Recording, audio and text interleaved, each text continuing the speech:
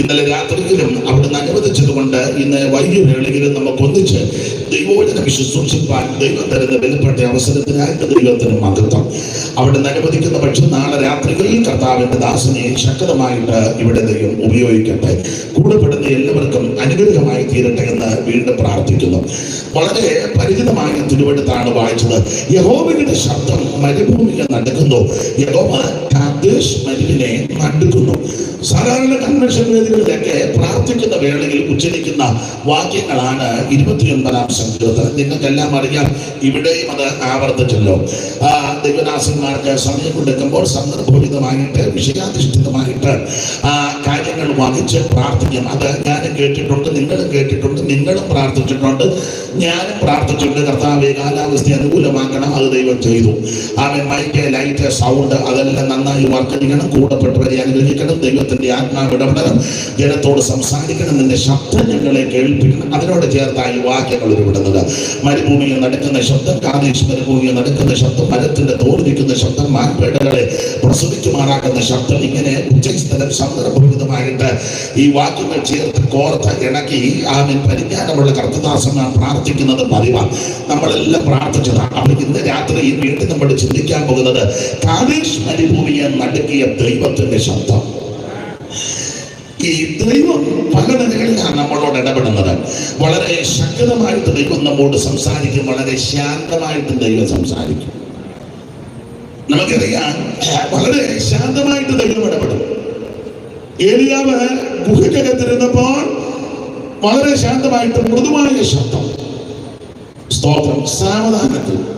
എന്താ ഇവിടെ കാര്യം? വളരെ ശാന്തമായിട്ട്. ഇയ്യോബിന്റെ പുസ്തകത്തിൽ എടുത്തു വായിപ്പിക്കുന്ന ഒരു പദമുണ്ട്, ഞാൻ നിന്നെ പറ്റി ഒരു മന്ദസ്വരമേ കേട്ടിട്ടുള്ളൂ. അങ്ങനെ ദൈവം സംസാരിക്കും. എന്നാൽ ഇവിടെ പാട്ടുകാര വരികൾ പാടി കർത്താവിന്റെ മഹത്വം. വെളിപ്പാട് പുസ്തകത്തിൽ നമുക്കറിയാം, 1-ാമധ്യായം തിരസ്കരിക്കപ്പെട്ട യേശുക്രിസ്തുവിനെ ദർശിച്ച യോഹന്നാൻ അവിടുത്തെ അംഗപ്രത്യേക വർണ്ണന 13-ാമത്തെ വാക്യം മുതലാണല്ലോ കൊടുത്തിരിക്കുന്നത്. ഞാൻ തിരിഞ്ഞപ്പോൾ, അങ്ങനല്ലേ, തിരിഞ്ഞപ്പോൾ 1:13 തിരിഞ്ഞപ്പോൾ. മാത്യൂസ് പാസ്റ്റർ നന്നായിട്ട് വായിച്ചു മാത്യൂസ് എന്നല്ലേ വായിച്ചു. 7 പൊൻനിലവിളക്കുകളെയും. ഞാൻ തിരിഞ്ഞപ്പോൾ ഉറങ്ങിയിരിക്കുന്നതല്ല, ഞാൻ തിരിയുമ്പോൾ അങ്ങനെ ആയിരിക്കണം, സ്തോത്രമൊക്കെ പറഞ്ഞിരിക്കണം. ഇടയ്ക്ക് ഞാൻ തിരിയും, അന്നേരം മസിൽ പിടിച്ച് ഇരിക്കരുത്, പിന്നെ നമ്മൾ തമ്മിൽ ഉടക്കുണ്ടാക്കേണ്ടി വരും. അപ്പം ഇടയ്ക്ക് ഞാൻ ഒന്ന് തിരിയും. തിരിഞ്ഞപ്പോൾ വായിച്ചു. 7 പൊൻനിലവിളക്കുകളെയും. ഞാൻ തിരിഞ്ഞപ്പോൾ നാടുകടത്തപ്പെട്ട് കർത്തൃദിവസത്തിൽ ആത്മവിവശനായി ഈ കാണുന്നതിന് പുസ്തകത്തിൽ എഴുതി എന്ന 7 സഭകൾ കെടുതിക്കുന്ന ഗാനത്തിന്റെ ശബ്ദം എന്റെ പിന്നിൽ കേട്ട് എന്നോട് സംസാരിച്ച നാദമെന്ന് കേൾക്കാൻ ഞാൻ തിരിഞ്ഞു. 13-ാം വാക്യം തിരിഞ്ഞപ്പോൾ 7 പൊൻനിലവിളക്കുകളിൽ നടുവിൽ കിടന്ന് അടിവിൽ നിലയങ്കി ധരിച്ച്. ഒരാൾ വായിച്ച നാളെ നീലയങ്കി ധരിച്ചെന്ന് ആയിക്കോട്ടെ, ധരിച്ചിട്ടുണ്ടല്ലോ, അല്ലാതെ ഉള്ളിക്കാതല്ലോ ദൈവം കളിച്ചിരിക്കുന്നത്. യേശു മിണ്ടുന്നില്ല. നല്ല ഉള്ളു കാണാൻ പകുതി നിങ്ങൾക്ക് തന്നെ കരുതുകയില്ല. വസ്ത്രം ധരിക്കാത്തൊരു ദൈവമായിട്ടല്ല യേശു. ആമൻ നിലയങ്കി എന്നായി ഇവിടെ ഇവിടത്തേക്ക് ധരിച്ചിട്ടുണ്ടല്ലോ. വായിച്ചോ. മാറത്ത് പൊൻകച്ച കെട്ടിയവനായി മനുഷ്യപുത്രനോട് സദൃശ്യനായവനെയും കണ്ടു. പിന്നെ അവന്റെ തലയും തലമുടിയും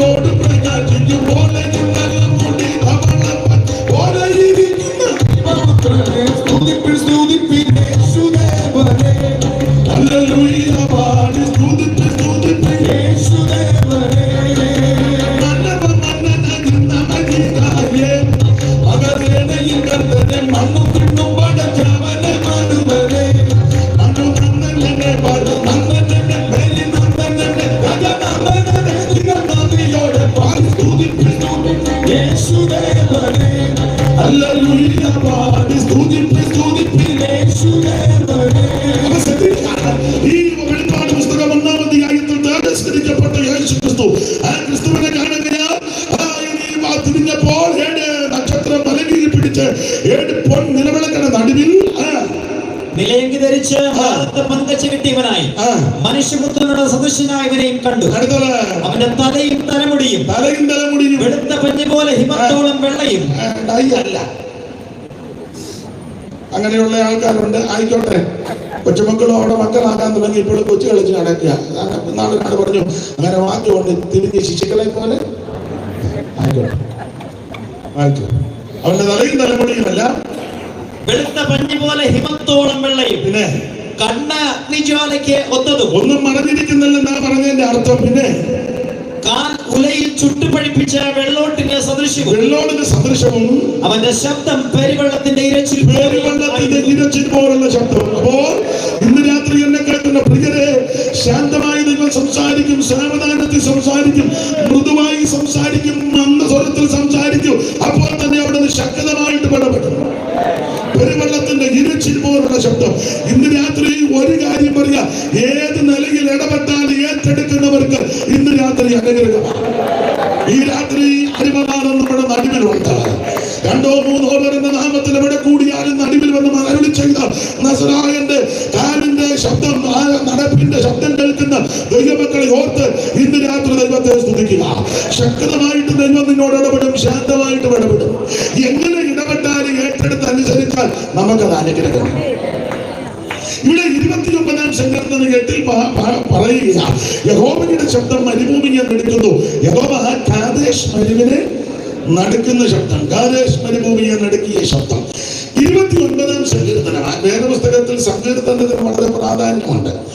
ഈ 66 പുസ്തകത്തിൽ വളരെ എന്റെ ഭാഷ തലയെടുപ്പോടെ നിൽക്കുന്ന ഒരു പുസ്തകമാണ് സങ്കീർത്തന പുസ്തകം. 150 എല്ലാവർക്കും അറിയാം. 150 സങ്കീർത്തനം. എപ്പോഴും ഞാൻ പറയുന്ന കാര്യം, പണ്ടൊരു ബന്ധുക്കോസ് യോഗം നടന്നപ്പം തലയ്ക്ക് സുഖമില്ലാത്തൊരാൾ റോഡിൽ കൂടെ പോയി ശബ്ദവും ബഹളവും കേട്ട് പുള്ളി റോഡിൽ കാലിന്റെ പുറകെ വന്നിരുന്നു. ഉപദേശി ഉണർവ് കയറി എഴുന്നേറ്റ് വെച്ച് പറഞ്ഞു, നമുക്ക് 151-ാം സങ്കീർത്തനം 2-ാം വാക്യമായി ഉണർവിൽ പറഞ്ഞതാണ്. അപ്പൊ പുള്ളി ചാടി എഴുന്നേറ്റ് പറഞ്ഞു, മാസ്റ്റർ 150 അല്ലേ ഉള്ളൂ. അപ്പം വട്ടന് വരെ അറിയാം സങ്കീർത്തനം എത്രയുണ്ട്. 150 സങ്കീർത്തനം. 5 പുസ്തകങ്ങളായിട്ടാണ് ഇത് തിരിച്ചിരിക്കുന്നത്. ആ ഭാഗത്തേക്ക് പോകുന്നില്ല. മോശയുടെ 5 പുസ്തകങ്ങളും സങ്കീർത്തനത്തിലെ 5 പുസ്തകങ്ങളുമായിട്ട് വളരെ അടുപ്പമുണ്ട്.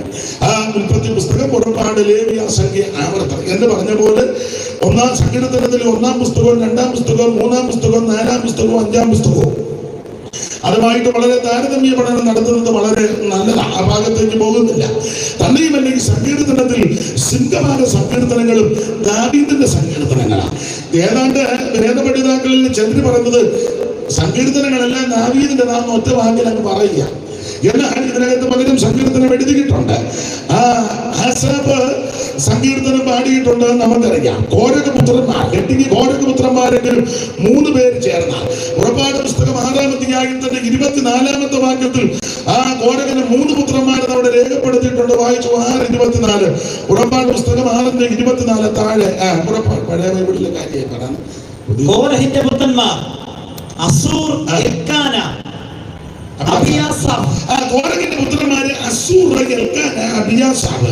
ഇവര് 3 പേര് കോരകന്റെ പുത്രന്മാരാ. അവര് 3 പേരും കൂടെ ചേർന്ന് ചില സങ്കീർത്തനങ്ങൾ പാടി ദൈവത്തെ മഹത്വപ്പെടുത്തി. അതുപോലെ തന്നെ ആസാഫിന്റെ സങ്കീർത്തനം, യെദൂന്റെ സങ്കീർത്തനം, ഹേമാൻ പാടിയ സങ്കീർത്തനം, അതുപോലെ ശലോമോന്റെ 1-2 സങ്കീർത്തനങ്ങള്, പടയനിമത്തിന്റെ മധ്യസ്ഥനാകുന്ന മോശ പ്രാർത്ഥിച്ച 90-ാമത്തെ സങ്കീർത്തനം. വേദപഠിതാക്കളിൽ ചിലര് പറയുന്നത് 90 മോശ എഴുതി, 91 യോശുവ എഴുതിയെന്ന. ആട്ടെ, അതൊക്കെ അവിടെ നിൽക്കട്ടെ.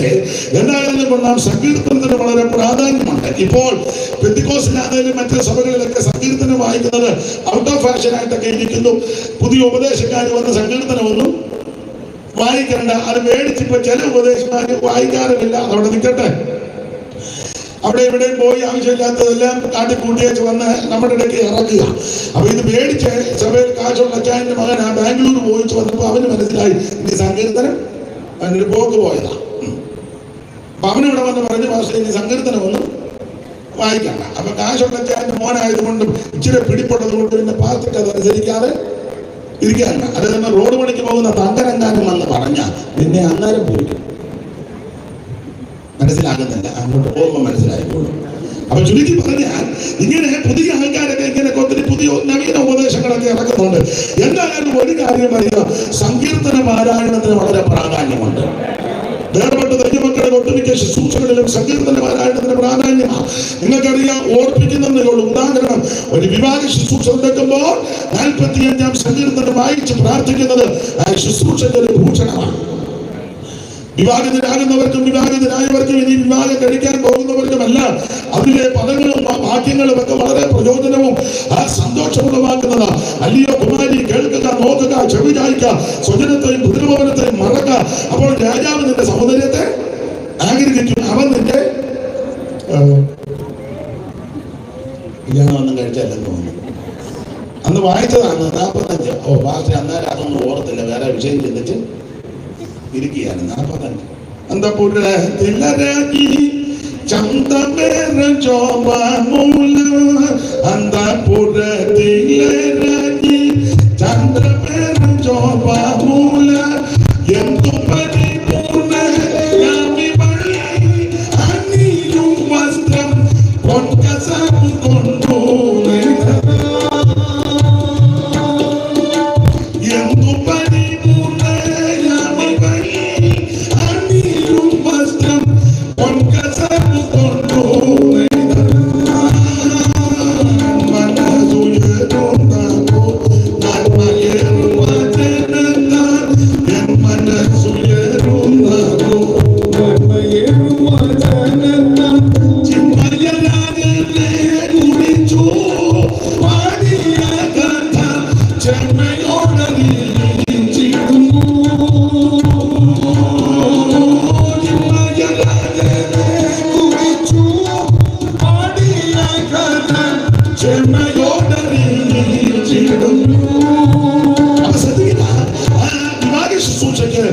സങ്കീർത്തനം വായിക്കുന്നത് ഒരു ഭൂഷണമാണ്.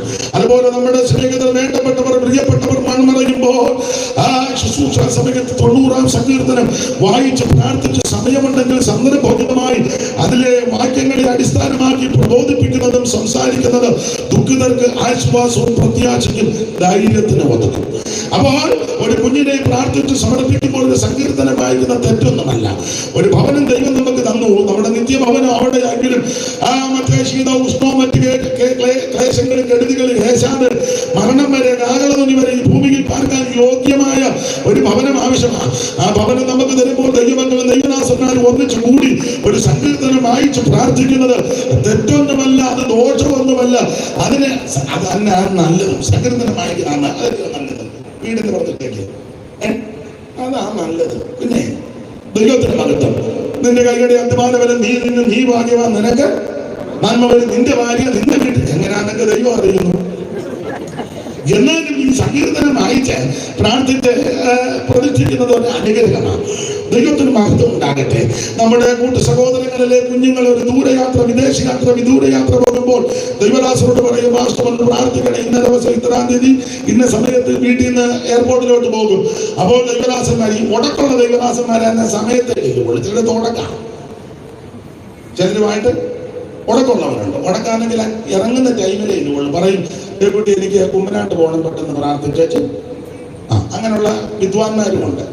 എന്നാൽ യോജിപ്പാണെങ്കിൽ 1 മണിക്കൂറെങ്കിലും മുമ്പ് ചെന്ന് ഒത്തിരി കാര്യം യോഗ്യമൊക്കെ ചോദിക്കും.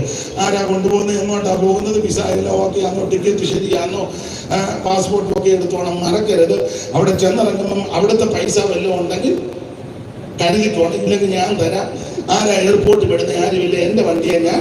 അതൊക്കെ യോജിപ്പാണെങ്കിൽ. അല്ലെങ്കിൽ പറഞ്ഞാൽ ഞാൻ പെട്ടെന്ന് മുമ്പിലായിട്ട് പോകാം. എന്തായാലും പറഞ്ഞാൽ അങ്ങനെ അവരുമായിട്ട് യോജിച്ച് ഇരിക്കുന്നവർ നേരത്തെ ചെന്ന് സമയമുണ്ടെങ്കിൽ കണ്ട് ശീലം പാട്ട് പാടി ഒരു സങ്കീർത്തനം വായിച്ച് പ്രാർത്ഥിച്ച വ്യക്തിയെ യാത്രയാക്കുന്നത് വളരെ അനുഗ്രഹമാണ്. യഹോവ നിന്റെ ഗമനത്തെയും ആഗമനത്തെയും ഇന്ന് മുതൽ പരിപാലിക്കും. അപ്പോൾ വീട്ടിലുള്ളവർക്കും യാത്ര പോകുന്നവർക്കും എല്ലാം ഒരു ധൈര്യമാണ്. ഗമനത്തിലും ആഗമനത്തിലും എന്റെ ദൈവം കൂടെ ഉണ്ട്. അപ്പോൾ സന്ദർഭോചിതമായിട്ട് സങ്കീർത്തനം വായിച്ച് പ്രാർത്ഥിക്കുന്നത്. അതുകൊണ്ട് ആരെങ്കിലും സഭയിൽ വന്ന് സങ്കീർത്തനം വായിക്കരുത്. ആ സങ്കീർത്തനം തെറ്റ ഏതോ ഒരു ഭക്തൻ പറഞ്ഞു ഇതെല്ലാം കൂടെ കീറിക്കളയാൻ. പഴയ നിയമം ഇവനെല്ലാം മുതുവട്ട, പഴയ നിയമം കീറിക്കളയാൻ. കേട്ടായിരുന്നു അങ്ങനെ എല്ലാവരും പറയുന്നത്.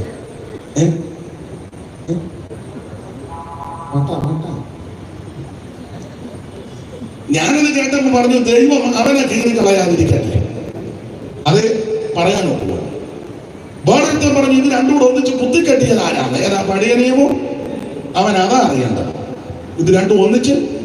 അന്നേരം ഞാൻ പറഞ്ഞു അവനെ കുത്തിക്കെട്ടാതിരിക്കട്ടെ, അല്ലാതെ ഇപ്പൊ ഞാനല്ല. എടാ പൊട്ട, ഇത് ദൈവത്തിന്റെ വചനമാണ്.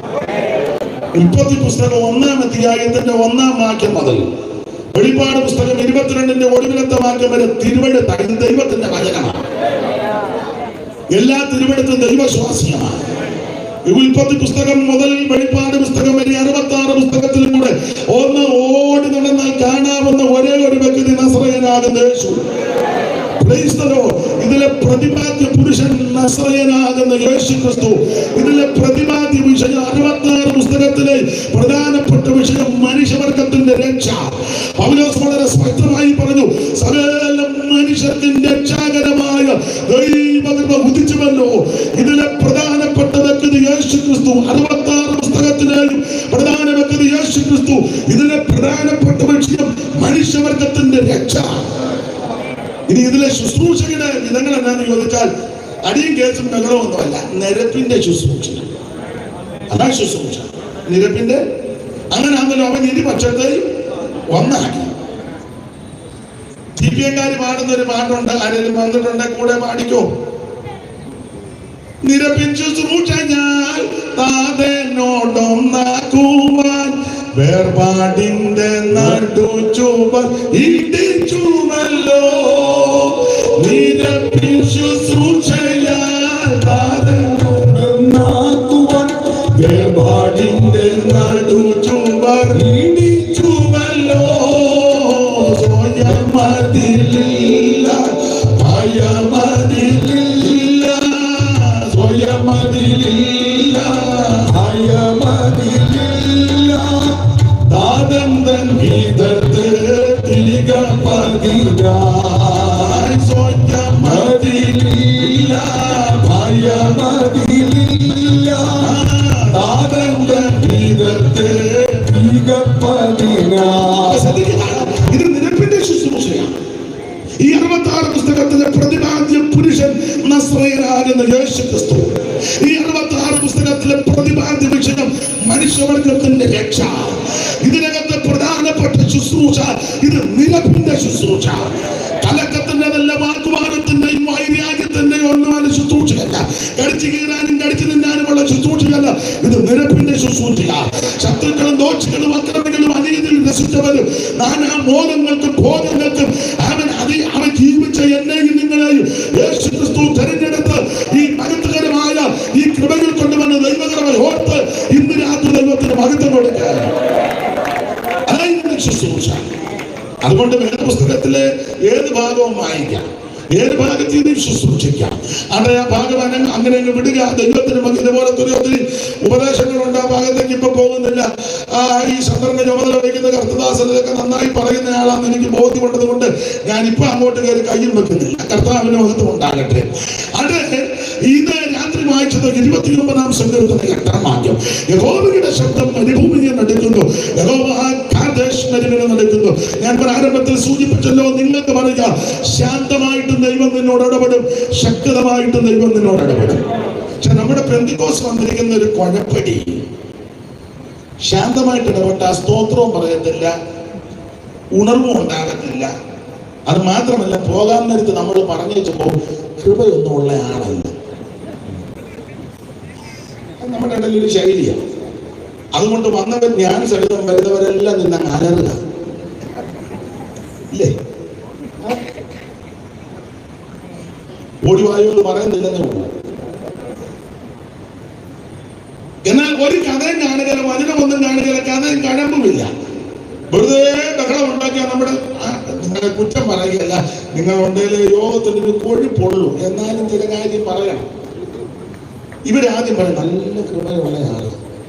എന്തുവാ കുഞ്ഞമ്മയെ പ്രസംഗിച്ച? ഇത് ഒന്നുമില്ല പുള്ളി പറഞ്ഞു. ഞാൻ താഴെ നിന്നിട്ടില്ല. നിന്നെ താഴെ നിർത്താതിരിക്കാനുള്ള ആളാ വന്നത്. അപ്പോ കഴമ്പൊന്നുമില്ലെങ്കിലും നമ്മൾ പറയുമ്പോൾ ഒന്നര വാരുന്നെന്ന് പറയും.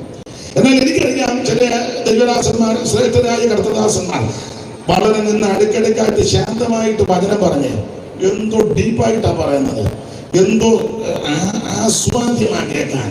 പക്ഷെ നമ്മുടെ ആൾക്കാർക്ക് ഇഷ്ടമല്ല. ഉടനെ അവർ പറയും കൃപയില്ല, അഭിഷേകമില്ല, കൃപ പോയ ആളാ എന്നൊക്കെ ഒരു ചിന്ത നമുക്കുണ്ട്. അത് നമുക്ക് അപാകപ്പെട്ടേക്ക്. ഒരു കാര്യം എനിക്ക് പറയാനുള്ളത്, ശാന്തമായിട്ട് പറഞ്ഞാലും ശക്തമായിട്ട് പറഞ്ഞാലും ഏറ്റെടുത്ത് അനുസരിച്ചാൽ നിനക്കും നിന്റെ കുടുംബത്തിനും അനുഗ്രഹമാണ്. അതിന് രാത്രി നമ്മുടെ വിഷയത്തിൽ വരെ യഹോവയുടെ ശബ്ദം മരുഭൂമിയെ നടുക്കുന്നു. യഹോവ കാദേശ് മരുഭൂമിയെ നടുക്കിയ ശബ്ദമാണ് ദൈവത്തിന്റെ ശബ്ദം. നിങ്ങൾക്കറിയാം, കാദേശ് വാക്കിന്റെ അർത്ഥം യഹോവയ്ക്ക് വിശുദ്ധമെന്നാണ്. ദൈവം വിശുദ്ധീകരിച്ച സ്ഥലം, ദൈവത്തിന് വിശുദ്ധമായ സ്ഥലം, ദൈവം വിശുദ്ധമെന്നിയ തന്നെ സ്ഥലം വിശുദ്ധം. അതാണ് കാദേശ്. ഈ കാദേശിന് പണ്ട് ഒരു പേരുണ്ടായിരുന്നു. നിങ്ങൾക്കറിയാം, ഏൽ മിഷ്പാത്ത്. വായിച്ച് ഉൽപ്പത്തി പുസ്തകം 14-ാം അധ്യായത്തിന്റെ 6-ാമത്തെ വാക്യം വായിച്ചാൽ കാദേശിന്റെ പണ്ടത്തെ പേര് ഉൽപ്പത്തി 14:6. ശാവേക്കിരിയാത്തീരിൽ ഏമിരെയും സമീപമുള്ള ഏൽ പാരാൻവരെ തോൽപ്പിച്ചു. പിന്നെ അവർ തിരിഞ്ഞ് കാദേശ് എന്ന എൻമിഷ്പാത്തിൽ കാദേശ് എന്ന ഏൽ മിഷ്പാത്ത്. അപ്പൊ കണ്ടോ, കാദേശ് എന്ന ഏൽ മിഷ്പാത്ത്. കണ്ണാടിയുടെ വെച്ച കാണാം. അപ്പൊ ശ്രദ്ധിച്ചേ, കാദേശ് എന്ന ദൈവത്തിന്റെ മകത്താണ്. അപ്പോൾ ഏമിനെയും സൈന്യമലയിലെ ഹോരിനെയും മരുഭൂമിക്ക് സമീപമുള്ള ഏൽ ഭാരാന്മാരെ തോൽപ്പിച്ചു. പിന്നെ അവർ തിരിഞ്ഞ് കാദേശ് എന്ന ഏൽ മിഷ്പാത്ത്. അപ്പൊ കാദേശിന്റെ പണ്ടത്തെ പേരാണ് ഏൽ മിഷ്പാത്ത്. വ്യാഖ്യാനിക്കാൻ നേരമില്ല. വേദപുസ്തകം പഠിക്കുന്നത് നിങ്ങൾക്കറിയാം. ഉൽപ്പത്തി പുസ്തകം 14-ാം അധ്യായം യുദ്ധങ്ങളുടെ അധ്യായമാണ്. 31-ാം അധ്യായം സൃഷ്ടിവൃത്തം, 2-ാം അധ്യായം തോട്ടം സൃഷ്ടിച്ച് ഇവരെ അവിടെ ആക്കുന്ന വിഷയം, 3-ാം അധ്യായം പാപം പ്രവേശിച്ച് അവൻ പാപത്തിന് അടിമപ്പെട്ടു, 4-ാം അധ്യായത്തെ തോട്ടത്തിന് വെളിയിൽ വന്ന ആദമ അവൻ ജീവിച്ച് കുഞ്ഞുങ്ങളുണ്ടായി, അവൻ 5-ാം അധ്യായം സെമിത്തേരുടെ അധ്യായം, 6-ാം അധ്യായം മനുഷ്യന്റെ പാപത്തിന് ദൈവം ശിക്ഷ എടുക്കുവാൻ പദ്ധതി ഇടുന്നു, 7-ാം അധ്യായം നോഹയ്ക്ക് കൃപ കിട്ടി പെട്ടകം പണിയുവാൻ, 8-ാം അധ്യായം വെള്ളപ്പൊക്കം, 9-ാം അധ്യായം ജലപ്രളയം കഴിഞ്ഞ് ഭൂമിയിൽ ഇറക്കുന്നത്, 10-ാം അധ്യായം അവൻ ചരിത്രവും പാരമ്പര്യവും, 11 ബാബേൽ ഗോപുരം, 12-ാം അധ്യായം നമുക്ക് അബ്രഹാമിന്റെ യാത്ര, 13-ാം അധ്യായം അബ്രഹാം മിസ്രയീമിലെത്തി, 14-ാം അധ്യായം യുദ്ധങ്ങളുടെ അധ്യായം. അപ്പൊ ഉൽപ്പത്തി പുസ്തകം 14-ാം അധ്യായം യുദ്ധങ്ങളുടെ അധ്യായമാണ്. 4 നാട്ടുരാജാക്കന്മാർ 5 നാട്ടുരാജാക്കന്മാരുമായിട്ട് യുദ്ധം ചെയ്തു. അമ്രാബേൽ, അരിയോക്ക്, കെദർലായമോൻ, തീനാൽ, ആദിയായ ബാബിലോണിന്റെ ചായ്വുള്ള 4 പേര്, ബേരാം, ബിർശ, ശിനാവ്, സോവർ, ആദിയായ സോതോമിയ ചായ്വുള്ള 5 പേരുമായിട്ട് യുദ്ധം ചെയ്തു. 4 പേരെ പേടിച്ച് 5 പേര് ഓടിപ്പോയ കൂട്ടത്തിൽ സോദോം രാജാവ് കുഴിക്കകത്ത് പോയി. പലരും ചെറിയ ഓടിച്ച് പറയാൻ നിങ്ങൾക്കറിയാമല്ലോ, ഒരുത്തന് എതിർച്ചയാ.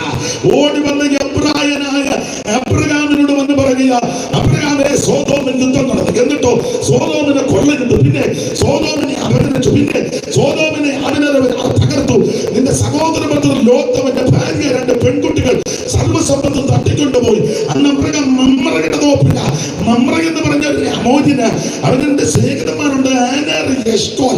അങ്ങനെ മമ്രെ, ആനർ, എഷ്കോൽ തന്റെ വീട്ടിൽ ജനിച്ചു വളർത്തപ്പെട്ട 318 അഭ്യാസികളിൽ തിരഞ്ഞെടുത്തുകൊണ്ട് എബ്രായനായ അബ്രഹാം സോദോമിനെ കൊള്ളകിട്ട 4 പമ്പൻ രാജാക്കന്മാര് അവൻ അൻപെ പരാജയപ്പെടുത്തി ശിഷ്ടമുള്ള ജനത്തെ മുഴുവൻ നിഗ്രഹിച്ചു. ഇവരെ നിഗ്രഹിച്ചല്ലെങ്കിൽ കൊന്നൊടുക്കിയ സ്ഥലമാണ് ഏൽ മിഷ്പാത്ത്. അതുകൊണ്ട് ഈ സ്ഥലത്തിന് കൊടുത്തിരിക്കുന്ന ഒരർത്ഥം ന്യായവതികളുടെ സ്ഥലമെന്നാ. അവൻ ന്യായവതികളുടെ സ്ഥലം. അപ്പൊ കാദേശ് എന്ന വാക്കിന്റെ അർത്ഥം യഹോവയ്ക്ക് വിശുദ്ധം. ആ കാദേശിന്റെ പണ്ടത്തെ പേരാണ് ഏൽ മിഷ്പാത്ത്. വാക്കിന്റെ അർത്ഥം അവൻ ന്യായവതികളുടെ സ്ഥലം. ഇതെന്താ ഇപ്പൊ പറയാൻ കാര്യം? പറയാം. നമ്മോട് ബന്ധപ്പെട്ട് പറഞ്ഞാൽ ഒരു കാലത്ത് ഞാനും നിങ്ങളുമെല്ലാം ശിക്ഷാവിധിക്ക് ന്യായവിധിക്ക് അർഹരായി പോയവരാ. പാപത്തിന്റെ ദാസന്മാരായി, പാതാളത്തിന്റെ ആടുകളായി മൃത്യു നമ്മെ മേയിച്ചൊരു കാലമുണ്ട്. കാലത്തിൽ നിന്ന് കാൽവറിയിൽ ഒരുവൻ നമുക്ക് വേണ്ടി ജീവനെ തന്നു. കാൽവറിൽ ഒരുവൻ നമുക്ക് വേണ്ടി രക്തം ചിന്തി. കാൽവറിൽ ഒരുവൻ നമുക്ക് വേണ്ടി ക്രൂശിനെ തൂങ്ങി. ഒരുവൻ നമുക്ക് വേണ്ടി ജീവനെ തന്നു. ആ കാൽവറിയിലെ പരിശുദ്ധ രക്തത്താൽ പാപങ്ങൾ മോചിച്ച് പാപമോചനം തന്ന്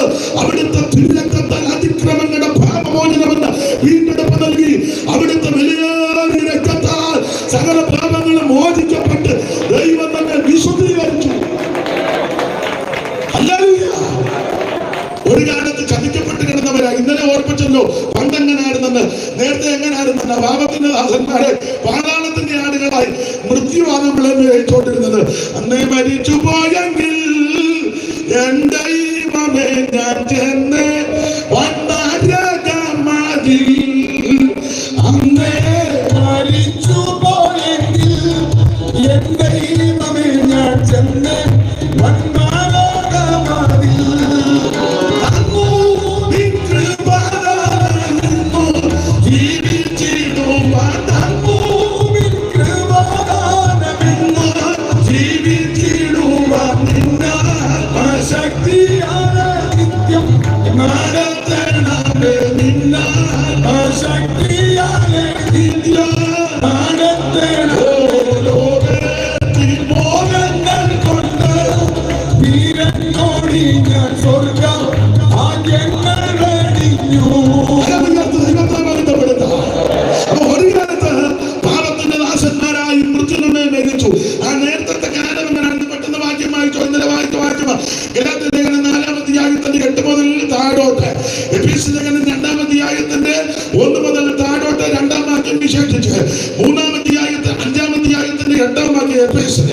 അതുപോലെ തീത്തോസ് 3:3, പത്രോസിന്റെ 1-4 മുതൽ കീഴ്പോട്ടുള്ള വാക്യങ്ങൾ ഇത്ര എളുപ്പമായ വാക്യം പിന്നെ പറയാം. ഗലാത്യ ലേഖനം 4:8 മുതൽ. എന്നാൽ അന്ന് നിങ്ങൾ ദൈവത്തെ അറിയാതെ. അന്ന് ഏതാ? അജ്ഞതയുടെ കാലം, അവൻ മുൻകാലം, പഴയകാലം, അറിയായ്മയുടെ കാലം. അങ്ങനെ ആ പുസ്തകത്തിൽ കൊടുത്തിരിക്കുന്നത് ഈ കൃപയിൽ വരുന്നതിന് മുമ്പ് നമ്മുടെ കാലം അറിയായ്മയുടെ കാലമാണ്. അജ്ഞാനകാലം, അജ്ഞാനകാലം, പണ്ടത്തെ കാലം, പൂർവ്വകാലം, മുൻകാലം, പഴയകാലം. അതായിരുന്നു പണ്ടത്തെ കാലം. ആ കാലത്ത് എങ്ങനായിരുന്നു? എന്നാൽ അന്ന് ഏതാ? രക്ഷിക്കപ്പെടുന്നതിന് മുമ്പേ അന്ന് നിങ്ങൾ, നമ്മുടെ കാര്യമാ, നിങ്ങൾ ദൈവത്തെ അറിയാതെ എന്ന് പറഞ്ഞാൽ സത്യദൈവം ഏതാണെന്ന് അറിയത്തില്ല. മക്കൾ ദൈവം എന്നു നിരൂപിക്കേണ്ടാരും. മക്കൾ ദൈവം എന്നു നിരൂപിക്കേണ്ടാരും. 10-100 ദൈവങ്ങൾ, സത്യദൈവം ഒന്നേയുള്ളൂ. 10-100 ദൈവങ്ങൾ, സത്യദൈവം ഒന്നേയുള്ളൂ. നമുക്ക് അറിയത്തില്ല. ഇന്ന് ഞാൻ ഇടയ്ക്കിടയ്ക്ക് 2 പാട്ട് പാടും. ശിവപാസ്റ്റും വന്നിട്ടുണ്ട്, കുഴപ്പമില്ലല്ലോ. അധ്യക്ഷനോട് പറഞ്ഞു ദൈവത്തിന് മകനം. അപ്പൊ ശ്രദ്ധിക്കുക, അന്ന് ദൈവത്തെ അറിയാത്തൊരു കാലമാണ്. സത്യദൈവം ഏതാണെന്ന് അറിയത്തില്ല. അതാണ് ഇവിടെ ഗലാത്യ ലേഖനം 4:8 പൗലോസ് പറയുക. എന്നാൽ അന്ന് രക്ഷിക്കപ്പെടുന്നതിന് മുമ്പ് നിങ്ങൾ, നമ്മുടെ കാര്യമാണ്, ദൈവത്തെ അറിയാതെ സത്യദൈവം ഏതാണെന്ന് അറിയത്തില്ല. സത്യദൈവം ഏതാണെന്ന് അറിയാത്തത് കൊണ്ട് എവിടെല്ലാം നമ്മൾ പോയി, എന്തെല്ലാം ചെയ്തു, എന്തെല്ലാം അബദ്ധം വന്നു. മുട്ടാൻ നീതിപാട് വന്നു, ചെരുപ്പിടാതെ നടന്നു, ചെരുപ്പിട്ടോണ്ട് നടന്നു, വെള്ള തന്നെ കൊടുത്തോണ്ട് നടന്നു, ചുമല തന്നെ കൊടുത്തോണ്ട് പോയി, മഞ്ഞ തന്നെ കൊടുത്തു, നീല കൊടുത്തു, ഏതെല്ലാം കൊടുത്തല്ലോ. അത് തന്നെ വലിയ കാര്യം. പക്ഷെ യിരെമ്യാ പറയുക ഒരു ഗുണവും വന്നില്ല. പ്രവാചകൻ പറയുക ഇതെല്ലാം ചെയ്തിട്ട് സകല മുഖവും വിളറിയിരിക്കുന്ന, സകല മുഖവും വിളറിയിരിക്കുക, യാതൊരു ഗുണവും വന്നില്ല. അന്ന് സത്യദൈവം ഏതാണെന്ന് അറിയത്തില്ലായിരുന്നു. അതാ പറയുക, എന്നാൽ അന്ന് നിങ്ങൾ ദൈവത്തെ അറിയാതെ സത്യദൈവം അറിയാതെ പിന്നെ സ്വഭാവത്താൽ ദൈവങ്ങളല്ലാത്തവർക്കെല്ലാം അടിമപ്പെട്ടിരുന്നു. രാമപുരത്ത് വാര്യലെ കുചേലവൃത്തത്തിന്റെ പ്രാരംഭ ഭാഗത്ത് 1-2 വരി എഴുതിയത് ഇങ്ങനെ: 33 കോടി ദേവന്മാരും ഇന്ന് മൂർത്തിയായി മുപ്പാരിന്നു വിളക്കുമായി. 33 കോടി ദേവന്മാരും ഇന്ന് മൂർത്തിയായി മുപ്പാരിന്ന് വിളക്കുമായി. മാർത്താണ്ഡാഖ്യയായിരിക്കും പ്രത്യക്ഷ ദേവതയുടെ മാഹാത്മ്യമോർത്തിട്ടുമാൻ സുരുകിയിടുന്നു. സ്കൂളിൽ പഠിച്ചത് പുസ്തകവും കയ്യിലുണ്ട്, നിങ്ങൾക്ക് പറയാം. രാമപുരത്ത് വാര്യരുടെ കുചേലവൃത്തത്തിന്റെ പ്രാരംഭശീല നദോന്നത വൃത്തത്തിൽ എഴുതിയത്. അതൊന്നും വ്യാഖ്യാനിക്കുന്നില്ല. എന്തു വായിക്കോട്ടെ, വ്യാഖ്യാനമൊന്നും ഇപ്പൊ തുടരുന്നില്ല. ഒരു കാലത്ത് സത്യദൈവം ഏതാണെന്നറിയാതെ, നിത്യദൈവം ഏതാണെന്നറിയാതെ, ഏകദൈവം ഏതാണെന്നറിയാതെ അജ്ഞാനകാലത്ത് നമ്മൾ തപ്പിത്തേടി നടന്നു. എന്നാൽ ഇപ്പോൾ അങ്ങനല്ല. ഇപ്പോഴോ, അടുത്ത വാക്യം, ഇപ്പോഴോ ദൈവത്തെ അറിഞ്ഞു. ഇപ്പോഴോ ദൈവത്തെ അറിഞ്ഞു. വിശേഷാൽ ദൈവം നിങ്ങളെ അറിഞ്ഞുമിരിക്കും. നമ്മളെ അറിയുന്ന ഒരു ദൈവമുണ്ട്. ഈ ആയുസ് ലഭിച്ച ഏറ്റവും വലിയ ഭാഗ്യം സത്യദൈവമായ, നിത്യദൈവമായ, ഏകദൈവമായ, സാക്ഷാൽ ദൈവമായ യേശു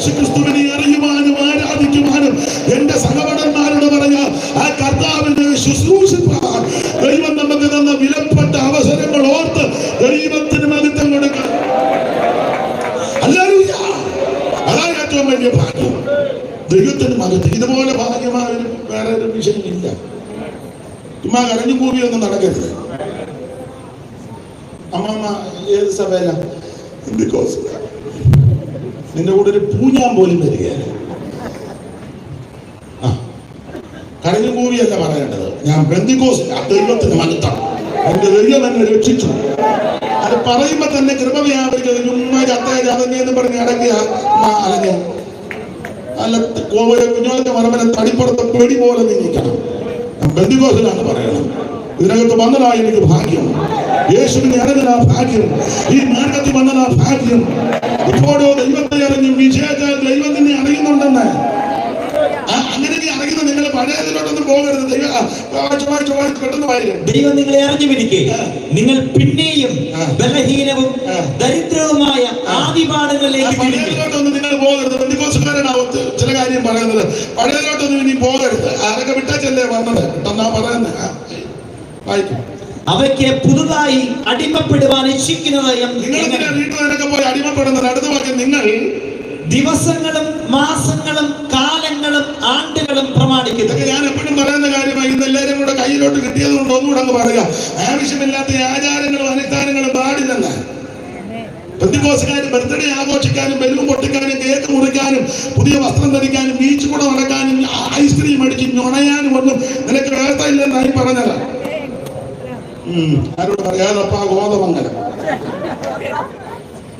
സ്തോത്രം. ലോകക്കാര് കാണിക്കും, അവർക്ക് പ്രമാണമില്ല. രക്ഷിക്കപ്പെടാത്തവർ പലതും കാണിക്കും, അത് കാണിക്കാനും തുള്ളാനും നിനക്ക് പ്രമാണമില്ലെന്നായി പറഞ്ഞത്. ദൈവത്തിന് മഹത്വം. നിങ്ങൾ ദിവസങ്ങൾ മാസങ്ങൾ കാലങ്ങൾ ആണ്ടുകൾ പ്രമാണിക്കുന്നത് തെറ്റാണെന്ന അതിന്റെ ആശയം. ബർത്ത്ഡേയും വെഡിങ് ആനിവേഴ്സറി സപ്തതി ഷഷ്ടി അങ്ങനെ 100 ഒത്തിരി ആഘോഷമുണ്ടല്ലോ. വേദപുസ്തകത്തിൽ നിരക്കുന്നതല്ല. അത് പഴയതിലോട്ടൊന്നും നിങ്ങൾ പോകരുത്. ഞാനിപ്പോ എന്റെ വിഷയമല്ലാത്തതുകൊണ്ട് ആ ഭാഗത്തേക്ക് പോകുന്നില്ല. നിങ്ങൾ അങ്ങനല്ല. നിങ്ങളെ ദൈവം തിരഞ്ഞെടുത്തിരിക്കുക. ഇപ്പം ദൈവം നിങ്ങളെ അറിഞ്ഞിരിക്കുക. ആ പണ്ടത്തെ ഒന്നും അനുസരിച്ച് എഫേസ്യർ 2:2 വായിച്ചോ. എല്ലാം വായിക്കാൻ നേരമില്ല. എഫേസ്യർ 2:2 പെട്ടെന്ന്. അവയിൽ നിങ്ങൾ മുൻപേ ഈ ലോകത്തിന്റെ കാലഗതിയും ആകാശത്തിലെ അധികാരത്തിനും അനുസരണക്കേടിന്റെ മക്കളിൽ ഇപ്പോൾ വ്യാപരിക്കുന്ന ആത്മാവിനും അധിപതിയായവനെയും അനുസരിച്ച്. രക്ഷിക്കപ്പെടുന്നതിന് മുന്നേ ഒത്തിരി കാര്യങ്ങൾ, ആചാരങ്ങൾ, അനുഷ്ഠാനങ്ങൾ, മാമൂലുകളൊക്കെ ഉണ്ടായിരുന്നു. ഇനി അത് പാടില്ല. ഞാൻ എപ്പോഴും പറയുന്ന കാര്യം, ആ വേദപുസ്തകമൊക്കെ വായിച്ച് ധ്യാനിച്ച് ഇപ്പോഴത്തെ രീതികളെല്ലാം കൊണ്ട് വെച്ച് ഞാൻ ചില കാര്യങ്ങളൊക്കെ നോട്ട് ചെയ്ത് വെച്ചിട്ടുണ്ട്. നമ്മൾ ബന്ധുക്കോസുകാർ തന്നെ ഇനി വിടാനായിട്ട് ഒത്തിരി കാര്യങ്ങളുണ്ട്.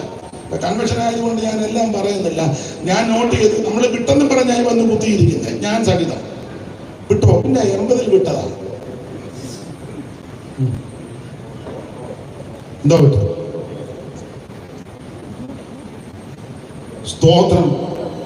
ഞാൻ ശാന്തമായിട്ട് നിന്ന് ധ്യാനിച്ച് നോട്ട് ചെയ്തു.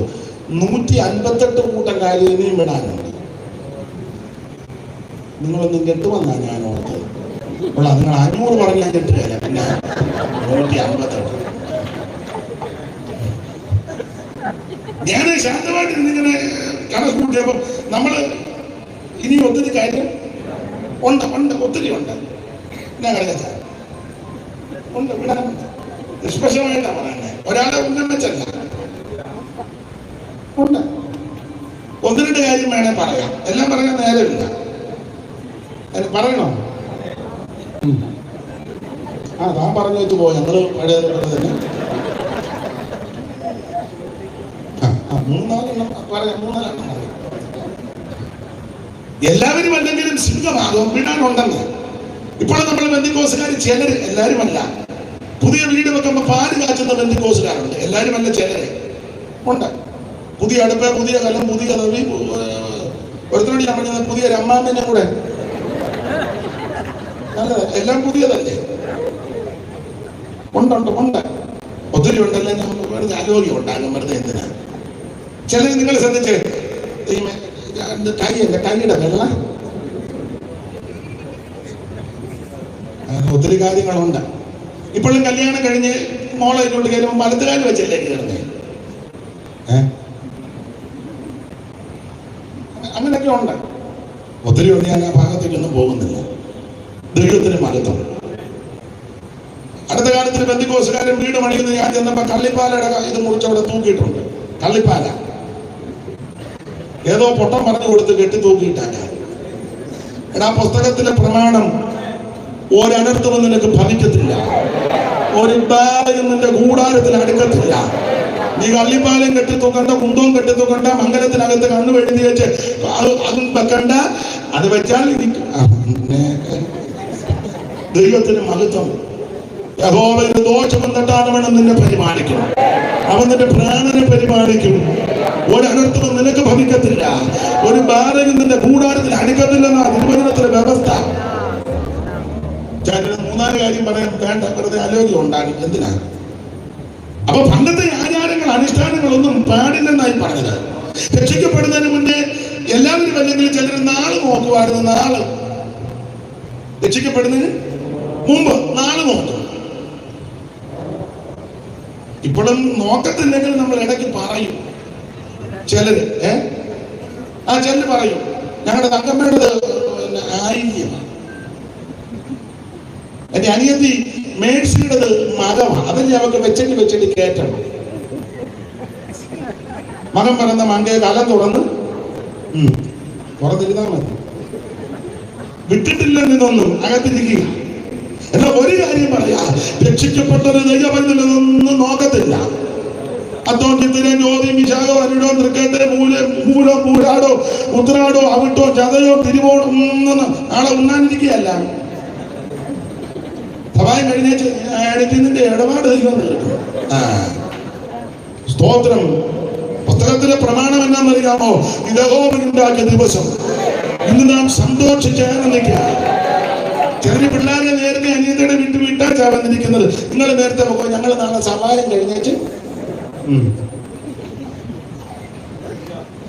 അല്ലിന്നും പലതേം കാണുന്നില്ല, പോയോന്നായിരിക്കും.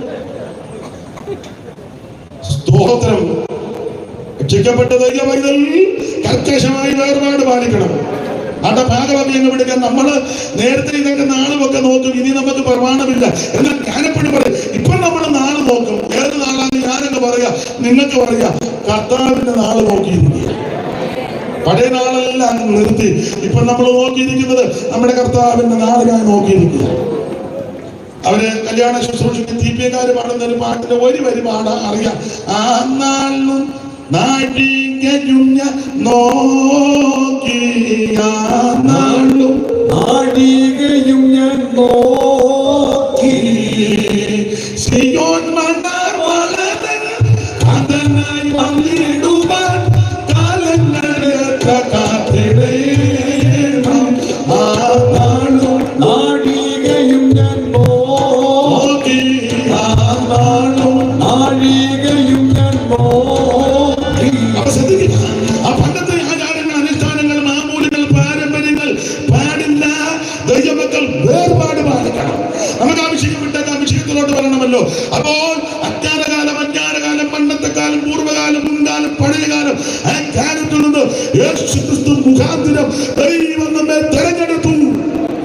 ഈ തെരഞ്ഞെടുത്ത് നമ്മളെ വിശുദ്ധരാക്കി. അപ്പോൾ കാദേശ് എന്ന വാക്കിന്റെ അർത്ഥം യഹോവയ്ക്ക് വിശുദ്ധം. കാദേശിന്റെ പണ്ടത്തെ പേരാണ് ന്യായവതിയുടെ സ്ഥലം എന്ന് പറഞ്ഞാൽ ന്യായവതിയുടെ സ്ഥലത്തിൽ നിന്ന് ദൈവം ഇതിനെ വിശുദ്ധീകരിച്ച് വിശുദ്ധമാക്കി. എന്നെ കേൾക്കുന്ന പ്രിയരെ, ആർക്കും വേണ്ടാതെ എല്ലാവരും വെറുക്കപ്പെട്ട് തള്ളപ്പെട്ട് ഒരു കണ്ണിന് പോലും ദയ തോന്നാതെ ആത്മകത്തെ പ്രതീക്ഷിച്ച് ജീവിതമാണ് അസ്തമിച്ചു തീർന്നു നശിച്ചെന്ന് ചിന്തിച്ച് എല്ലാം താളടിയായി കഴിഞ്ഞ് ഒരു ലക്ഷ്യബോധമില്ലാതെ അവൻ ജീവിതം അവസാനിപ്പിക്കുവാൻ പോലും നോക്കിയിരുന്ന പലരും അവൻ യേശുവിനെ അറിഞ്ഞ് നിന്റെ കെടുതികൾ മാറ്റി, വറുതികൾ മാറ്റി, മനോവേദന മാറ്റി, ദൈവം നിനക്ക് സമാധാനം നൽകി, ദൈവം നിന്നെ രക്ഷിച്ചു, ദൈവം നിനക്ക് ആശ്വാസം നൽകി, യേശു നിന്നെ തിരഞ്ഞെടുത്തു. ഇന്ന് രാത്രി എന്നെ കേൾക്കുന്ന പ്രിയപ്പെട്ടവർ ആരെങ്കിലും മനോഭാരത്തോടെ ചിത്തഭ്രമത്താൽ ആംഗലചുണ്ടകളാൽ വളയുന്നെങ്കിൽ, സ്നേഹിത സുഹൃത്തെ, ആത്മഹത്യ പരിഹാരമല്ല, മദ്യപാനം പരിഹാരമല്ല, ലഹരി പദാർത്ഥം പരിഹാരമല്ല, റെയിൽവേ പാളത്തിൽ തലവെക്കുന്ന പരിഹാരമല്ല, അവൻ വിഷം കടിക്കുന്ന പരിഹാരമല്ല, നാട് വിടുന്ന പരിഹാരമല്ല, കുത്തിക്കൊലപ്പെടുത്തുന്നത് പരിഹാരമല്ല. പരിഹാരം യേശുവിനുണ്ട്. ഇന്ന് രാത്രി യേശു നിന്നെ രക്ഷിക്കും, യേശു നിന്നെ വിടുവിക്കും. മറ്റൊരു തലവും രക്ഷയില്ല. നാം രക്ഷിക്കപ്പെടുവാൻ ഒരേ ഒരു മാർഗം, ഒരേ ഒരു വഴി, നസറേയനാകുന്ന യേശു ക്രിസ്തു. കർത്താവിന്റെ നാമത്തെ വിളിച്ചപേക്ഷിക്കുന്ന ഏവനും രക്ഷിക്കപ്പെടും. അത് നമ്മുടെ വിഷയത്തിൽ വരാം. അപ്പോൾ ഈ ന്യായവതിയുടെ സ്ഥലത്തെ ദൈവം വിശുദ്ധീകരിച്ചു. അതാണ് കാദേശ്. എന്നാൽ സങ്കീർത്തനക്കാരൻ പറയുക, അങ്ങനെ മോനെ നിങ്ങൾ എവിടെ പോകുന്നത്? എവിടെ പോവാ? വെള്ളം കുടിച്ചേക്ക് പെട്ടെന്ന് വാ, അവിടെ നിൽക്കരുത്, ഇറങ്ങി. അപ്പൊ ശ്രദ്ധിച്ചേ, ഈ കാദേശ് എന്ന വാക്കിന്റെ അർത്ഥം യഹോവയ്ക്ക് വിശുദ്ധം. ഈ കാദേശ് മരുഭൂമി നടുങ്ങി എന്ന 29:8 വായിക്കുന്നത്. എന്തുകൊണ്ടാണ് കാദേശ് നടുങ്ങാൻ കാരണം? കാദേശ് എന്ന വാക്കിന്റെ അർത്ഥം യഹോവയ്ക്ക് വിശുദ്ധമല്ല. ഈ കാദേശ് എന്തുകൊണ്ട് ഓടി നമുക്ക് ചിന്തിക്കാം. ശ്രദ്ധിക്കുക, ഈ കനാൻ ദേശത്തോട് ഏറ്റവും അടുത്ത് കിടന്ന സ്ഥലങ്ങളിൽ ഒന്നായിരുന്നു കാദേശ്. വായിച്ചാട്ടെ, ആവർത്തന പുസ്തകം 2-ാം അധ്യായത്തിന്റെ 13-14 തിരുവെടുത്തുകൾ. അറിവുള്ള വാക്യമാക്കി ഒന്നുകൂടെ വായിക്കാം. ആവർത്തനം 2:13-14 വലത്ത് പക്ഷത്ത് മുകളില്. ഇപ്പോൾ എഴുന്നേറ്റ് സെരദോടും കടപ്പീനെന്ന് കൽപ്പിച്ചതുപോലെ നാം സെരദോട് കടന്നിരിക്കുന്നു. നാം കാദേശ് പറഞ്ഞിങ്ങനെ പുറപ്പെട്ടത് മുതൽ സെരദോട് കടക്കും വരെയുള്ള കാലം 38 സംവത്സരമായിരുന്നു. അതിനിടയിൽ യോദ്ധാക്കളാകുന്ന തലമുറയൊക്കെയും യഹോവ അവരോട് സത്യം ചെയ്തതുപോലെ പാളയത്തിൽ നിന്ന് മുടിഞ്ഞുപോയി. പണം പറയാൻ പേടിയായതുകൊണ്ടാണ് ഞാനങ്ങ് പിടുങ്ങിയത്. പക്ഷെ പറയാതിരിക്കാൻ തരമല്ല, പുസ്തകത്തിൽ എഴുതിയതെയോ ഒന്നുകൂടെ എഴുതിയിട്ടുണ്ട് മുടിഞ്ഞെന്ന്. അടുത്തതും മുടിഞ്ഞെന്നല്ലേ? അവർ മുടിഞ്ഞ് തീരും വരെ, മുടിഞ്ഞു തീരുന്നത് വരെ. ഇങ്ങനെ പറഞ്ഞെങ്കിലും ഒക്കുള്ളൂ. ഒരു മുടിഞ്ഞു തീരുന്നത് വരെ അങ്ങനെ വായിരുന്നു. യഹോവയുടെ കൈ അവരെ പാളയത്തിൽ നിന്ന് നശിപ്പിപ്പാൻ തക്കവണ്ണം അവർക്ക് വിരോധമായിരുന്നു. നിങ്ങളിപ്പോ ചിന്തിക്കുക, കൺവെൻഷന് വന്നു വെച്ചാൽ മുടിഞ്ഞുവെന്നാണല്ലോ അങ്ങേര്. ഞാൻ പറഞ്ഞല്ല, പുസ്തകത്തിൽ എഴുതിയ കാര്യമാണ്. സ്തോത്രം. അവൻ കനാൻ ദേശത്തോട് ഏറ്റവും അടുത്ത് കിടന്ന സ്ഥലമായിരുന്നു കാദേശ്.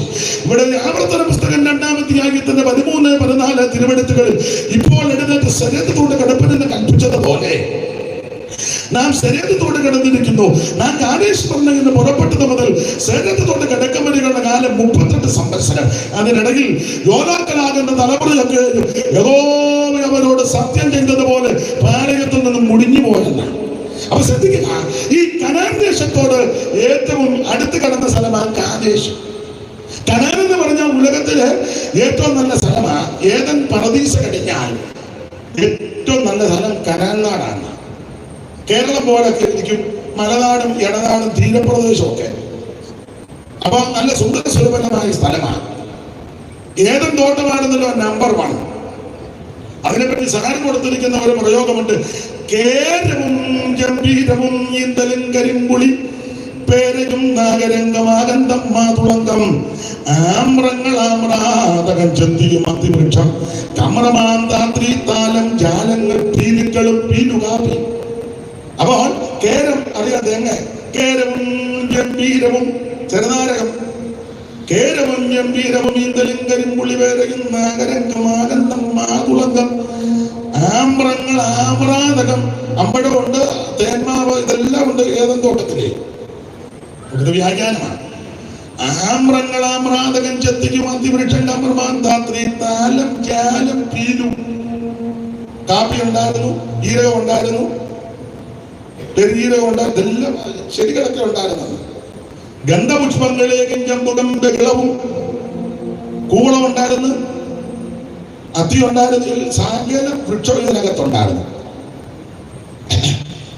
അപ്പോൾ അമർമാന്താത്രീതാലജാലങ്ങൾ വീലുക്കളും ഗന്ധപുഷ്പങ്ങളിലേക്കും ചമ്പുകം ബഹളവും ഗന്ധമോക്ഷവും മോക്ഷവും സപ്തം സപ്തം 7 ശതം പാല, 7 പാല. നല്ല സുഗന്ധമായിരുന്നു. ഇതെല്ലാം തോട്ടത്തിലുണ്ടായിരുന്നു. സപ്തം ആപ്പിളും പൈനാപ്പിളും ചെറിയും ഗൂസ്ബെറി നെല്ലിക്ക. ഗൂസ്ബെറി നെല്ലിക്ക അല്ലേ? ഒരു ഇംഗ്ലീഷ് എനിക്ക് 2 ദിവസമായിട്ട് ഇവിടെ കിടന്ന് കറങ്ങുകയല്ലേ ഞാൻ. തോമസാറെ ഗൂസ്ബെറി നെല്ലിക്ക അല്ലേ? ആപ്പിളും പൈനാപ്പിളും ചെറിയും ഗൂസ്ബെറിയും ആപ്പിൾ വൃക്ഷങ്ങളേക്കും നൃത്യരമ്യങ്ങളും ഭക്ഷിതങ്ങളുമായ സസ്യകുൽമാദികളാൽ അക്ഷയമായ കാന്തി വിലസുന്ന ആരാമത്തിൽ വെള്ളരി മുതലായ വല്ലികൾ പ്രഫുല്ലമാണ്. നല്ലൊരു കാന്തിയോട് ദിവ്യ പക്വത മൂലം ശോഭിച്ചു. ചെമ്പൂക്കളാൽ വനദീപികയും ശ്രീവരമാർന്ന രക്തപുഷ്പങ്ങൾ മന്ദാരവും ലഘുനം യശുനവും ലഘുനം യഗുനവും. ഇത് മുഴുവൻ ഇതിനകത്ത്. അത് വ്യാഖ്യാനിക്കാൻ നിലവിലെ സുന്ദര സുരബലമായ നല്ല സ്ഥലമായിരുന്നു കനാൻ ദേശം. ഈ കനാൻ കഴിഞ്ഞാൽ ഏറ്റവും ഏതൻ തോട്ടം കഴിഞ്ഞാൽ ഏറ്റവും നമ്പർ 1 സ്ഥലമാണ് കനാൻ നാട്. ഈ കനാൻ നാടിന് കാണുന്ന ആരാ? നമുക്കറിയാം, കിഴക്ക് ബാശാൻ പർവ്വതം, വടക്ക് ലെബനോൻ പർവ്വതം, തെക്ക് മിസ്രയീം തോട്, പടിഞ്ഞാറ് കടലും മലയും കൂടെ ചേർന്ന എന്തായാലും എല്ലാം കൊണ്ട് നല്ല സ്ഥലമാണ് കനാൻ നാട്. സുന്ദര സുന്ദരമായ നല്ല സ്ഥലം. കനാന്റെ പ്രത്യേകത 1-2 വാക്യം വായിച്ചു. ആവർത്തന പുസ്തകം 8-ാം അധ്യായത്തിന്റെ 7 മുതൽ 4 ആവർത്തനം 11-ാം അധ്യായത്തിന്റെ 10, 11, 12 13-ാം സങ്കീർത്തനം 6-ാം വാക്യവും അതുപോലെ തന്നെ 106-ാം സങ്കീർത്തനത്തിന്റെ 24-ാം വാക്യവും ഇതെല്ലാം കനാന്റെ വിശേഷത. എല്ലാം വായിക്കാൻ നേരമില്ല. 8-ന്റെ ആവർത്തനം പെട്ടെന്ന് വായിച്ചു. ദൈവമായ യഹോവ നല്ലൊരു ദേശത്തേക്കല്ലോ നിന്നെ കൊണ്ടുപോകുന്നത്. അത് താഴ്വരയിൽ നിന്നും മലയിൽ നിന്നും പുറപ്പെടുന്ന നീരൊഴുക്കുകളും ഉറവകളും തടാകങ്ങളുമുള്ള ദേശം. ഇവിടെ ആവർത്തന പുസ്തകം 8-ാം അധ്യായത്തിന്റെ 7-ൽ പഴയ നിയമത്തിന്റെ മധ്യസ്ഥനാകുന്ന മോശെ ദൈവപ്രമാണത്തോടെ പറയുക, അയ്യോ ഇസ്രായേലേ, നിന്റെ ദൈവമായ യഹോവ നിന്നെ നല്ലൊരു ദേശത്തേക്കായി കൊണ്ടുപോകുന്നത്. നിന്നെ ചതിക്കാൻ കൊണ്ടുവന്നതല്ല, തകർക്കാൻ കൊണ്ടുവന്നതല്ല, നശിപ്പിക്കാൻ കൊണ്ടുവന്നതല്ല, നിന്നെ മരുഭൂമിയിൽ തെള്ളിയിടാൻ കൊണ്ടുവന്നതല്ല. നല്ലൊരു ദേശത്തേക്കാണ് നിന്നെ കൊണ്ടുവന്നിരിക്കുന്നത്. നല്ലൊരു ദേശത്തേക്കല്ലോ നിന്നെ കൊണ്ടുവന്നിരിക്കുന്നത്. അത് താഴ്വരയിൽ നിന്നും മലയിൽ നിന്ന് പുറപ്പെടുന്ന നീരൊഴുക്കുകളും ഉറവുകളും തടാകങ്ങളുമുള്ള ദേശം, കോതമ്പ്, യവം, മുന്തിരി, അത്തി, മാതളമുള്ള ദേശം, ഒലിവ് വൃക്ഷവും തേനുമുള്ള ദേശം, സുഭിക്ഷമായിട്ട് ഉപജീവനം കഴിക്കാവുന്നതും ഒന്നിന് കുറവില്ലാത്തതുമായ ദേശം, കല്ല് ഇരുമ്പായിരിക്കുന്നതും മലയിൽ നിന്ന് താമ്രം വെട്ടിയെടുക്കുന്നതുമായ ദേശം. പിന്നെ നീ ഭക്ഷിച്ച് തൃപ്തി പ്രാപിക്കുമ്പോൾ നിന്റെ ദൈവമായ യഹോവ നിനക്ക് തന്നിരിക്കുന്ന നല്ല ദേശത്തെക്കുറിച്ച്, ഈ ദേശമുണ്ടല്ലോ നല്ല ദേശമാണ്. ഈ നല്ല ദേശത്തെ കയ്യും കെട്ടി വായും പൂട്ടി കാലും വെച്ച് തള്ളവരിലും മറപ്പിച്ച് നീ ഇങ്ങനെ മമ്മി ഇരിക്കുകയല്ല. നീ ദൈവത്തിന് സ്തോത്രം ചെയ്യണമെന്നാണ് എഴുതി വെച്ചേക്കുന്നത്. അത് ജോബിനെന്ന് വായിച്ച ജോബിന് വായില് നല്ല ദേശത്തെ കുറിച്ച് നീ അവനെ സ്തോത്രം ചെയ്യണം. സ്തോത്രം ചെയ്യണം. ഈ പെന്തക്കോസ്തുകാരിൽ CPM ഒഴിച്ച് മിക്കതിനും വെളിവില്ല. അതിനൊരു കാര്യം പറയാം, സ്തോത്രം ചെയ്യാം. എടാ, ഇനി എന്നാ വെളിവുണ്ടാകുന്നത്? സ്തോത്രം ചെയ്യാൻ പറഞ്ഞാൽ സ്തോത്രം ചെയ്യണം. ഇനി ഉദ്ദേശിക്കുന്നത് എല്ലാവരും ഹല്ലേലൂയ പറയാണെങ്കിൽ അത് അങ്ങനെ പറയണം. കരമുയർത്തി ഹല്ലേലൂയ പറയാം. ഇത് പറയുന്നത് സ്തോത്രം ചെയ്യാം, ഹല്ലേലൂയ. ഉടനെ പുള്ളി പിന്നെ ഒരിക്കൽ കൂടെ സ്തോത്രം ചെയ്യാം എന്ന്.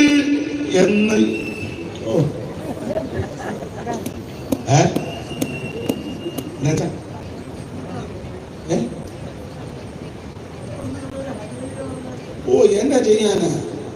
പണ്ടൊരു തമിഴ് സഹോദരൻ പറഞ്ഞു, ശീലിച്ചു പോയി സാറേ സെറിപ്പെടുകയല്ല. അപ്പൊ ചുരുക്കി പറഞ്ഞാൽ സ്തോത്രം ചെയ്യണം. ഒന്നുകൂടെ വായിച്ചോ, മാത്യൂസ് മാസ്റ്റർ 7 മുതൽ വായിച്ചോ. നിന്റെ ദൈവമായ യഹോവ നല്ലൊരു ദേശത്തേക്കല്ലോ നിന്നെ കൊണ്ടുപോകുന്നത്. അത് താഴ്വരയിൽ നിന്നും മലയിൽ നിന്നും പുറപ്പെടുന്ന നീരൊഴുക്കുകളും ഉറവുകളും തടാകങ്ങളുമുള്ള ദേശം, ഗോതമ്പും യവവും മുന്തിരിവള്ളിയും അത്തിവൃക്ഷവും മാതളനാറുമുള്ള ദേശം, ഒലിവ് വൃക്ഷവും തേനുമുള്ള ദേശം, സുഭിക്ഷമായ ഉപജീവനം കഴിയാവുന്നതും ദേശം, കല്ലിരുമ്പായിരിക്കുന്ന മലകളിൽ നിന്ന് താമരം വെട്ടിയെടുക്കുന്നതുമായ ദേശം. നീ ഭക്ഷിച്ച് തൃപ്തി പ്രാപിക്കുമ്പോൾ നിന്റെ ദൈവമായ യഹോവ നിനക്ക് തന്നിരിക്കുന്ന നല്ല ദേശത്തെ കുറിച്ച് നീ അവനെ സ്തോത്രം ചെയ്യണം.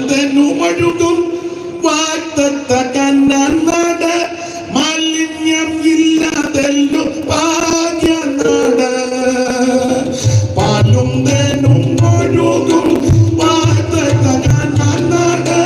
മാലിന്യം ഇല്ലാതെല്ലും നാട്.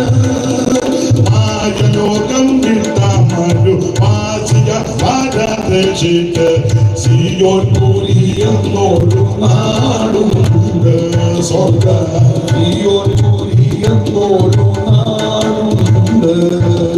മായലോകം വിട്ടാമരു വാസിയ വാരാദേശിക്ക് സിയോൻ പൂരിയെന്നൊരു നാടുണ്ട്. സ്വർഗ സിയോൻ പൂരിയെന്നൊരു നല്ലൊരു ദേശത്തേക്കാണ് ദൈവം നമ്മെ കൊണ്ടുവന്നിരിക്കുന്നത്.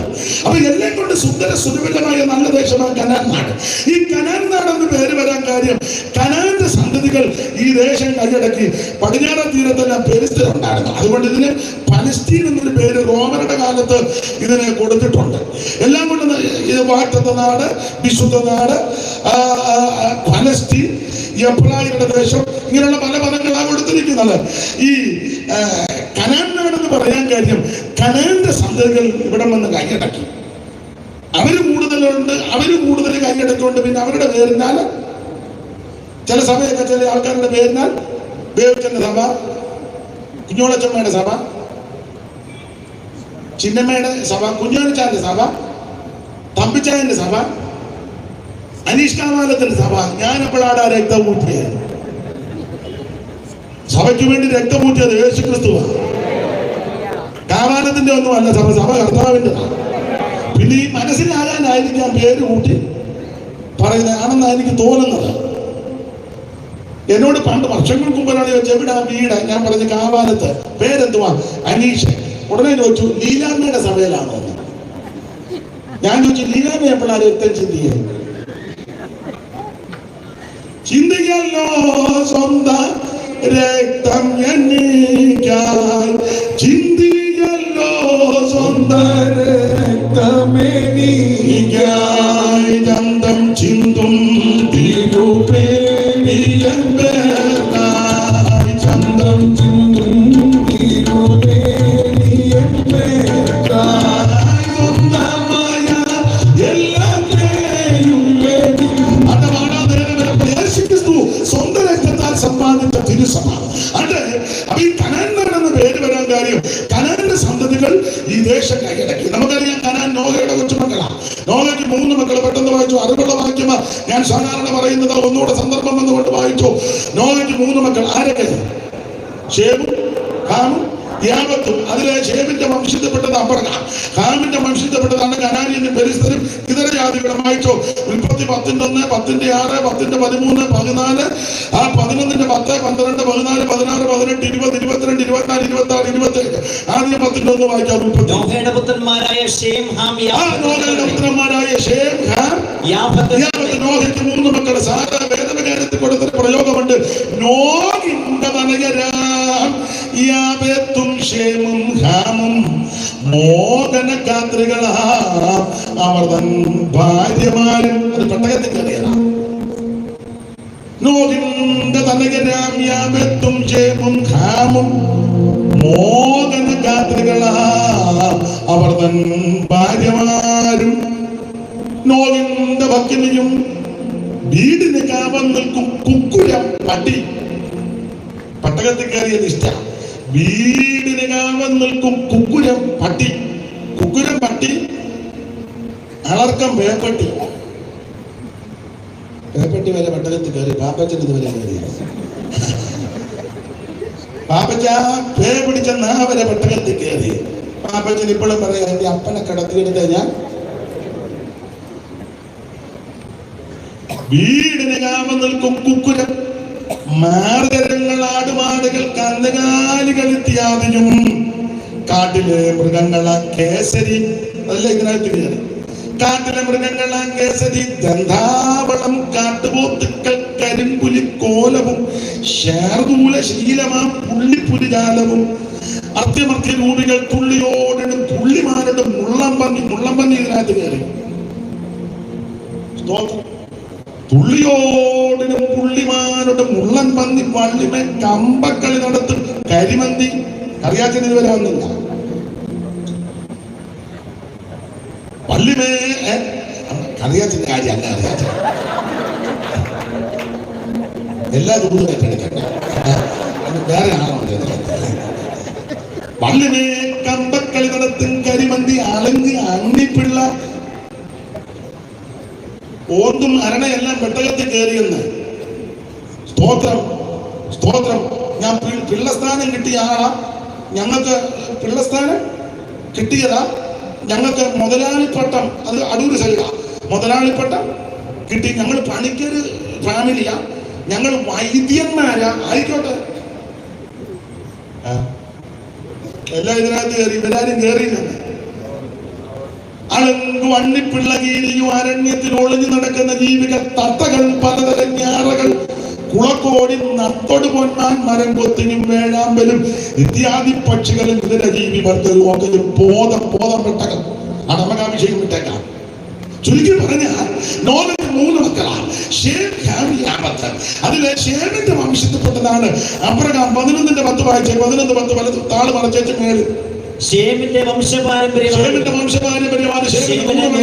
ജലപ്രളയത്തിന് മുൻപ് 2 സംവത്സരം കഴിഞ്ഞപ്പോൾ അർപ്പക്ഷാദിനെ ജനിപ്പിച്ചു. ഇനി 12-ാം വാക്യം അർപ്പക്ഷാദിന് 35 വയസ്സായി. ശാലേഖനെ ജനിപ്പിച്ചു. 14-ാം വാക്യം ശാലേഖന് 30 വയസ്സായപ്പോൾ അവന് ഏബേരിനെ ജനിപ്പിച്ചു. 16-ാം വാക്യം ഏബേരിന് 34 അവൻ വയസ്സായപ്പോൾ പെലേഗിനെ ജനിപ്പിച്ചു. 18-ാം വാക്യം പെലേഗിന് 30 അവൻ വയസ്സായപ്പോൾ രെയൂവിനെ ജനിപ്പിച്ചു. 20-ാം വാക്യം രെയൂവിന് 32 അവൻ വയസ്സായപ്പോൾ ഷെറൂഗിനെ ജനിപ്പിച്ചു. 22-ാം വാക്യം ഷെറൂഗിന് 30 അവൻ വയസ്സായപ്പോൾ നാഗോറിനെ ജനിപ്പിച്ചു. 24-ാം വാക്യം നാഗോറിന് 29 അവൻ വയസ്സായപ്പോൾ തേരകിനെ ജനിപ്പിച്ചു. 26-ാം വാക്യം തേരകിന് 70 വയസ്സായപ്പോൾ തേരക് 3 പേരെ ജനിപ്പിച്ചു. ഇനി തേരകിന്റെ വംശപാരം 27-ാം വാക്യം തേരഹിന്റെ വംശപാരമ്പര്യമാവിത്. തേരഹ് അബ്രാമിനെയും തേരകിന്റെ വംശപാരമ്പര്യമാവുന്ന തേരക് അബ്രാമിനെ നാഗോറിനെ ഹാരാനെ ജനിപ്പിച്ചു. ഹാരാൻ തന്റെ ജന്മദേശത്ത് വെച്ച് കൽദയരുടെ പട്ടണമായ ഊര് വെച്ച് തന്റെ അപ്പനാകുന്ന തേരകിന്റെ മെന്നെ മരിച്ചുപോയി. അബ്രാമിൻ നാഗോറും ഭാര്യമാരെ എടുത്തു. അബ്രാമിന്റെ ഭാര്യയ്ക്ക് സാറായി എന്നും ആ നാഗോറിന്റെ ഭാര്യയ്ക്ക് മിൽക്കൈ എന്നും പേര്. മിൽക്കയുടെ ഹാരാന്റെ പുത്ര തന്നെ. അടുത്ത വാക്യം വായിക്കണം. സാറായി മരിച്ചായിരുന്നു, സന്തതി ഉണ്ടായിരുന്നില്ല. തേരഹ് തന്റെ മകനായ തേരകിന്റെ മകനാകുന്ന അബ്രാമിനെ തന്റെ മകനായ തന്റെ പൗത്രൻ ലോകത്തിലേക്ക് തന്റെ മകനായ അബ്രഹാമിന്റെ ഭാര്യയായി മരുമകളാകുന്ന സാറായെ കൂട്ടിക്കൊണ്ട് കൽദയരുടെ ഒരു പട്ടണമായ ഊരിൽ നിന്ന് കനാൻ ദേശത്തേക്ക് യാത്ര ചെയ്യുവാൻ പുറപ്പെട്ടു. അങ്ങനെ അവർ ഹാരാൻ വരെ വന്നവിടെ പാർത്തു. തേരകന്റെ ആയുഷ്കാലം 205 സംവത്സരം തേരക് ഹാരാനിൽ വെച്ച് മരിച്ചു. ഇതാണ് അബ്രാമിയ പാരമ്പര്യം. അവൻ നോഹത്തിന് 3 മക്കളെ ഷേമും ഹാമും യാഫത്തും. അതിലെ ഷേമിന്റെ 10-ാം തലമുറ അബ്രഹാം. രണ്ടാമത്തവൻ ഹാമിന് 4 മക്കൾ 10-6. ഉൽപ്പത്തി 10-6. ഹാമിന് 4 പിള്ളേര് 10-6. ഹാമിന്റെ പുത്രന്മാർ കൂശ്, മിസ്രയീം, ഹാമിന്റെ പുത്രന്മാർ കൂശ്, മിസ്രയീം, പൂത്ത്, കനാൻ. ദൈവദാസൻ നന്നായിട്ട് മാത്യൂസ് മാസ്റ്റർ വായിക്കുന്നു. വേറൊരാൾ വായിച്ചു. ഹാമിന്റെ പുത്രന്മാർ കൂശ്, മിസ്രയീം, പൂത്ത്, പിന്നെ കനാനാണ്. ഓടിച്ച് വായിക്കുക. കൂശ്, മിസ്രയീം, പൂത്ത്, പിന്നെ ആയിക്കോട്ടെ, ഞാൻ പറഞ്ഞ പൂക്കുന്നത് നല്ലതാ. അപ്പോൾ ഹാമിന്റെ പുത്രന്മാർ കൂശ്, മിസ്രയീം, പൂത്ത്, കനാൻ. അതില് മിസ്രയീമിന് 6 പിള്ളേര്. 13-ാം വാക്യം മിസ്രയീമോ ലുദീം, അനാമീം, ലെഹാബീം, നഫ്തൂഹീം, പത്രൂസീം, കസ്ലൂഹീം. 6 പേര്. മിസ്രയീമോ, ലൂദി, അനാമീം, ലഗാമീം, നഫ്തൂഹീം, പത്രൂസീം, 6 പേര്. ഇനി 14-ാം വാക്യം ഇവരിൽ നിന്ന് ഫെലിസ്ത്യർ. ഇതൊക്കെയാണ് ഈ കനാന്റെ അതിരുകളിൽ പാർത്ത ആൾക്കാരുടെ ചരിത്രമാണ്. അത് നമുക്ക് ആ വിഷയം വിട്ടേക്കാം. അപ്പൊ കനാനാണെന്ന പേര് വരാൻ കാര്യം കനാന്റെ സന്തതികൾ ഈ ദേശം നിന്ന് കൈയടക്കി. അതുകൊണ്ട് ആ കനാൻ നാടെന്ന പേര് വന്നത്. എല്ലാം കൊണ്ടും സുന്ദര സുലഭമായ നല്ല സ്ഥലമായിരുന്നു കനാൻ ദേശം. ആ കനാൻ ദേശം ആ ദൈവം തമ്പുരാൻ തന്റെ ജനത്തിന് കൊടുത്തത്. ഇനി ആവർത്തന അധ്യായത്തിന് 7 മുതൽ ഒന്നുകൂടെ വായിച്ച് കനാന്റെ വിശേഷത എല്ലാ വാക്യവും പഠിപ്പിക്കാൻ നേരമില്ല. വായിച്ച് നല്ലൊരു ദേശത്തേക്ക് നിന്നെ കൊണ്ടുവന്നത്. ഈ വാക്യത്തോട് ബന്ധപ്പെട്ട് മൂടപ്പെട്ടവരോട് എനിക്കിന്ന് രാത്രി എനിക്ക് തന്ന കൃപയ്ക്കനുസരിച്ച് ഓർപ്പിക്കാനുള്ള ആത്മീക സന്ദേശം. ഈ കൃപയിൽ വന്നതാ നിന്റെ ഭാഗ്യം. നീ യേശുവിനെ അറിഞ്ഞതാ നിന്റെ ഭാഗ്യം. ഈ മാർഗത്തിൽ വന്നതാ നിന്റെ ഭാഗ്യം. പിന്നെ ഞാൻ എന്റെ ശൈലി പറയും, നീ പെന്തിക്കോസ് വന്നതാ നിന്റെ ഭാഗ്യം. സ്തോത്രം, സ്തോത്രം, സ്തോത്രം, സ്തോത്രം, സ്തോത്രം. നീ പെന്തിക്കോസ് വന്നതാ. ഞാൻ സന്തോഷത്തോടെ പറയട്ടെ, നാളത്തെ കാര്യം എനിക്ക് അറിയത്തില്ല. ദൈവം അറിയുന്നു. അവയ്ക്ക് ഈ കൃപയിൽ വന്ന് പെന്തിക്കോസ് വന്നിട്ട് 10-35 കൊല്ലം കഴിഞ്ഞു. ഇന്ന് വരെ തോന്നിയിട്ടില്ല വന്നത് അബദ്ധമാണെന്ന്. ഇന്ന് വരെ അങ്ങനെ ചിന്തിച്ചിട്ടുമില്ല. ഇപ്പോൾ സങ്കടമാ. നേരത്തെ വരാനൊക്കാഞ്ഞതിലെ സങ്കടമാ. എന്നെ കേൾക്കുന്നവരോട് ഞാനൊരു കാര്യം പറയാ. കുഴഞ്ഞ പെന്തിക്കോസുകാര് കാണും, കുഴഞ്ഞെത്തിയത് കാണും, അവൻ ബഹളമുള്ളവര് കാണും, അവന് സ്വത്രം അടിപിടി കേസ് പല വിഷയങ്ങൾ കാണും. ഇതൊന്നും നമ്മുടെ വിഷയമല്ല. നെല്ലും പതിരുമൊക്കെ വേർതിരിക്കുന്ന ഒരു സുദിനമുണ്ട്. കള ഇപ്പം അങ്ങോട്ട് വളരട്ടെ. ഇപ്പം കള പറിച്ചാൽ നല്ല നെല്ലിന് കേടാ. ഈശ്വരവന്റെ പക്കലുണ്ട്. അവൻ കളത്തെ മുറ്റും വെടിപ്പാക്കുന്ന ഒരു സുദിനമുണ്ട്. അതുകൊണ്ട് ഇന്ന് രാത്രി ദൈവമക്കൾ ചഞ്ചലിക്കരുത്. ഇവിടെ ഓരോരോ സംഭവങ്ങൾ കേൾക്കുമ്പോൾ കാണുമ്പോൾ നിങ്ങൾ പതറിപ്പോകരുത്. ഇതൊക്കെ ഇത്നോവിന്റെ ആരംഭത്തിൽപ്പെട്ട കാര്യങ്ങളാ. അതുകൊണ്ട് കൃപയിൽ വന്ന ദൈവ പൈതലേ, ഈ കൃപയിൽ വന്നതാ നിന്റെ ഭാഗ്യം. യേശുവിനെ അറിഞ്ഞതാ നിന്റെ ഭാഗ്യം. നീ രക്ഷിക്കപ്പെട്ടതാ നിന്റെ ഭാഗ്യം. ഈ മാർഗത്തിൽ വന്നതാ നിന്റെ ഭാഗ്യം. എന്റെ ഭാഷ പറയാ, നീ പെന്തിക്കോസ് വന്നതാ ഭാഗ്യം. ഞങ്ങളുടെ സഭയിൽ ഒരു അമ്മയുണ്ട്, കോട്ടാലി അമ്മ. അമ്മ പറഞ്ഞൊരു ഭാഷയാ അന്തും ഇന്നും പറഞ്ഞു കിടക്കാമെന്ന്. ചുമ്മാ ആവശ്യമില്ലാത്ത പറഞ്ഞു കിടക്കാണ്. നീ ദൈവ പൈതലായതാ നിന്റെ ഭാഗ്യം. ഞാൻ 35 കൊല്ലം കഴിഞ്ഞ് ഇന്ന് വരെ തോന്നിയിട്ടില്ല വന്നത് അബദ്ധമായിരുന്നു.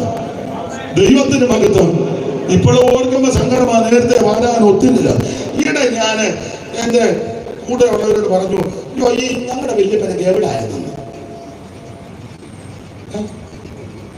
അങ്ങേർക്കും അങ്ങ് നേരത്തെ രക്ഷിക്കപ്പെട്ടെങ്കിൽ എന്റെ ചിന്തയാണ്. നല്ലതായിരുന്നായിരുന്നു എന്റെ ചിന്ത. പക്ഷെ വന്നില്ല. അതെ, എനിക്ക് ഇപ്പോഴെങ്കിലും വരാൻ ഒത്തല്ലേ, ഈ മാർഗത്തിൽ വരാനൊത്തില്ലേ? ക്രിസ്തുനാഥന്റെ പാദങ്ങൾ പിന്തുടരും നാമെന്തു ഭാഗ്യമുള്ളോ പ്രിയരേ, നാമെന്തു ഭാഗ്യമുള്ളോ. നാഥന്റെ കാഴ്ചവരും നാദോറും പിന്തുടരാൻ മാതൃകയായി നല്ല മാതൃകയായി നാഥന്റെ കാഴ്ചവരും നാദോറും പിന്തുടരാൻ മാതൃകയായി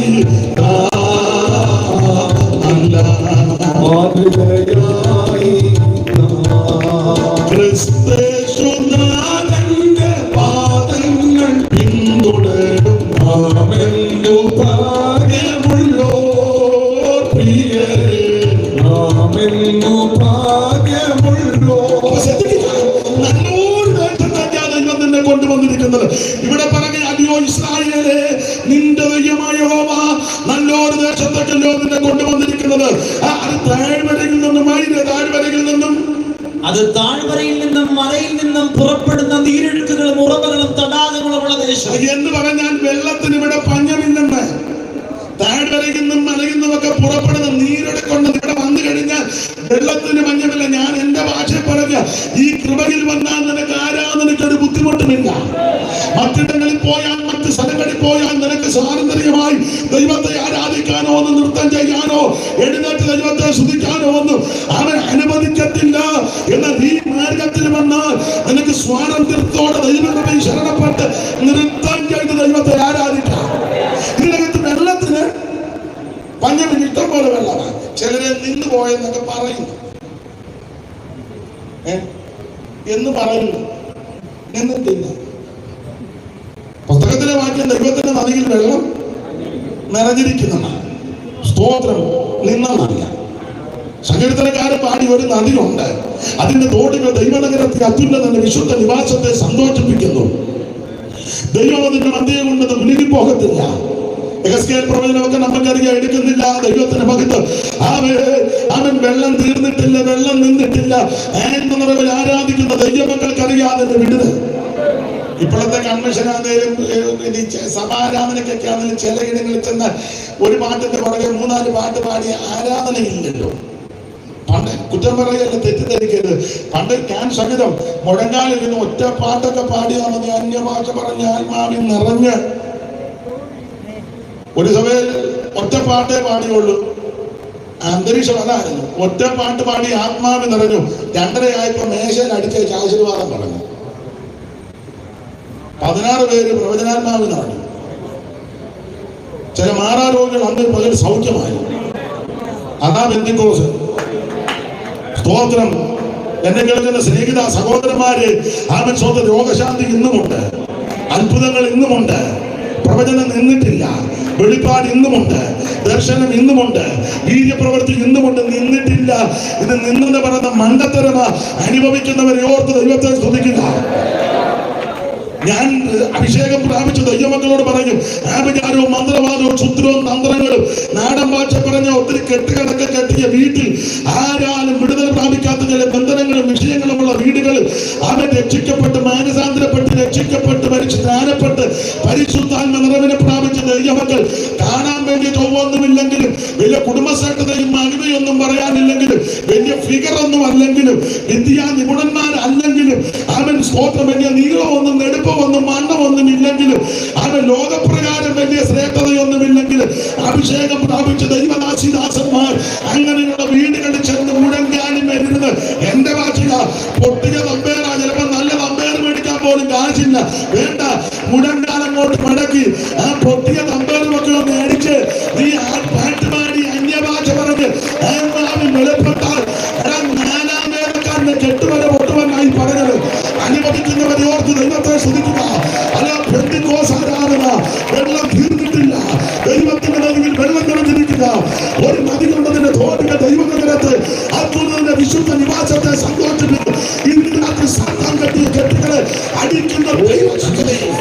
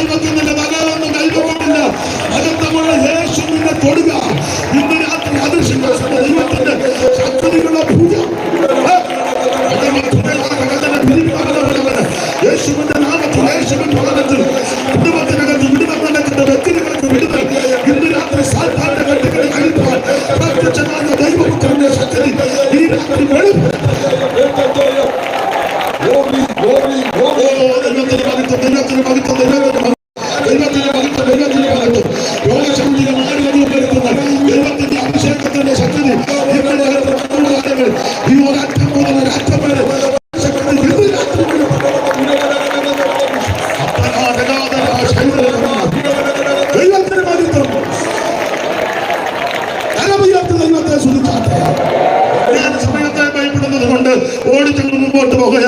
അത് താഴ്വരയിൽ നിന്നും പുറപ്പെടുന്ന നീരൊഴുക്കുകളും ഉറവകളും തടാകങ്ങളുമുള്ള ദേശം. പിന്നെ ഗോതമ്പും യവവും മുന്തിരിവള്ളിയും അത്തിവൃക്ഷവും മാതളനാരവുമുള്ള ദേശം, ഒലിവ് വൃക്ഷവും തേനുമുള്ള ദേശം. അപ്പൊ എത്രയാ? 7. ഗോതമ്പ്, യവം, മുന്തിരി, അത്തി, മാതളം, ഒലിവ്, തേൻ. 7 എന്നുള്ളൊരു നല്ല കണക്കാണ്. ഈ കനാൻ നാട്ടിൽ 7 കൂട്ടം സാധനം: ഗോതമ്പ്, യവം, മുന്തിരി, അത്തി, മാതളം, ഒലിവ്, തേൻ. ഒന്നുകൊന്ന് മെച്ചാണ്. ഗോതമ്പ്, യവം, മുന്തിരി, അത്തി, മാതളം, ഒലിവ്, തേൻ എല്ലാം ഒന്നുകൊന്ന്. കനാനിൽ 7 കൂട്ടം സാധനം, മിസ്രൈമിൽ 6. അതായത് മിസ്രൈമിൽ പോരാ പറഞ്ഞത്. മിസ്രൈമിൽ 6 വായിച്ച് സംഖ്യാപുസ്തകം 11:4 വായിച്ചേ. സംഖ്യ 11 അരുളവാക്യമാണ് വായിച്ചോ. സംഖ്യ 11:4. പിന്നെ അവരുടെ ഇടയിൽ സമ്മിശ്രജാതി ഇടയിലുള്ള സമ്മിശ്രജാതി കുടുംബം ദുരാഗ്രഹികളായി ഇസ്രായേൽ മക്കൾ വീണ്ടും കരഞ്ഞുകൊണ്ട്, ഞങ്ങൾക്ക് തിന്മ ഇറച്ചി ആര് തരും? ഞങ്ങൾ മിസ്രൈമിൽ വെച്ച് വില തിന്നിട്ടുള്ള എണ്ണിക്കോ മത്സ്യം, വെള്ളരിക്ക, മത്തങ്ങ, ഉള്ളി, ചുവന്നുള്ളി, ചിറ്റുള്ളി. 6. അപ്പോൾ മിസ്രൈമിൽ 6, കനാനിൽ 7. നീ മിസ്രൈമിൽ കിടന്ന ഉള്ളി നിന്ന് നിന്റെ ഊപ്പാട് വരും. മാത്രമല്ല നാറ്റ കേസാണ്.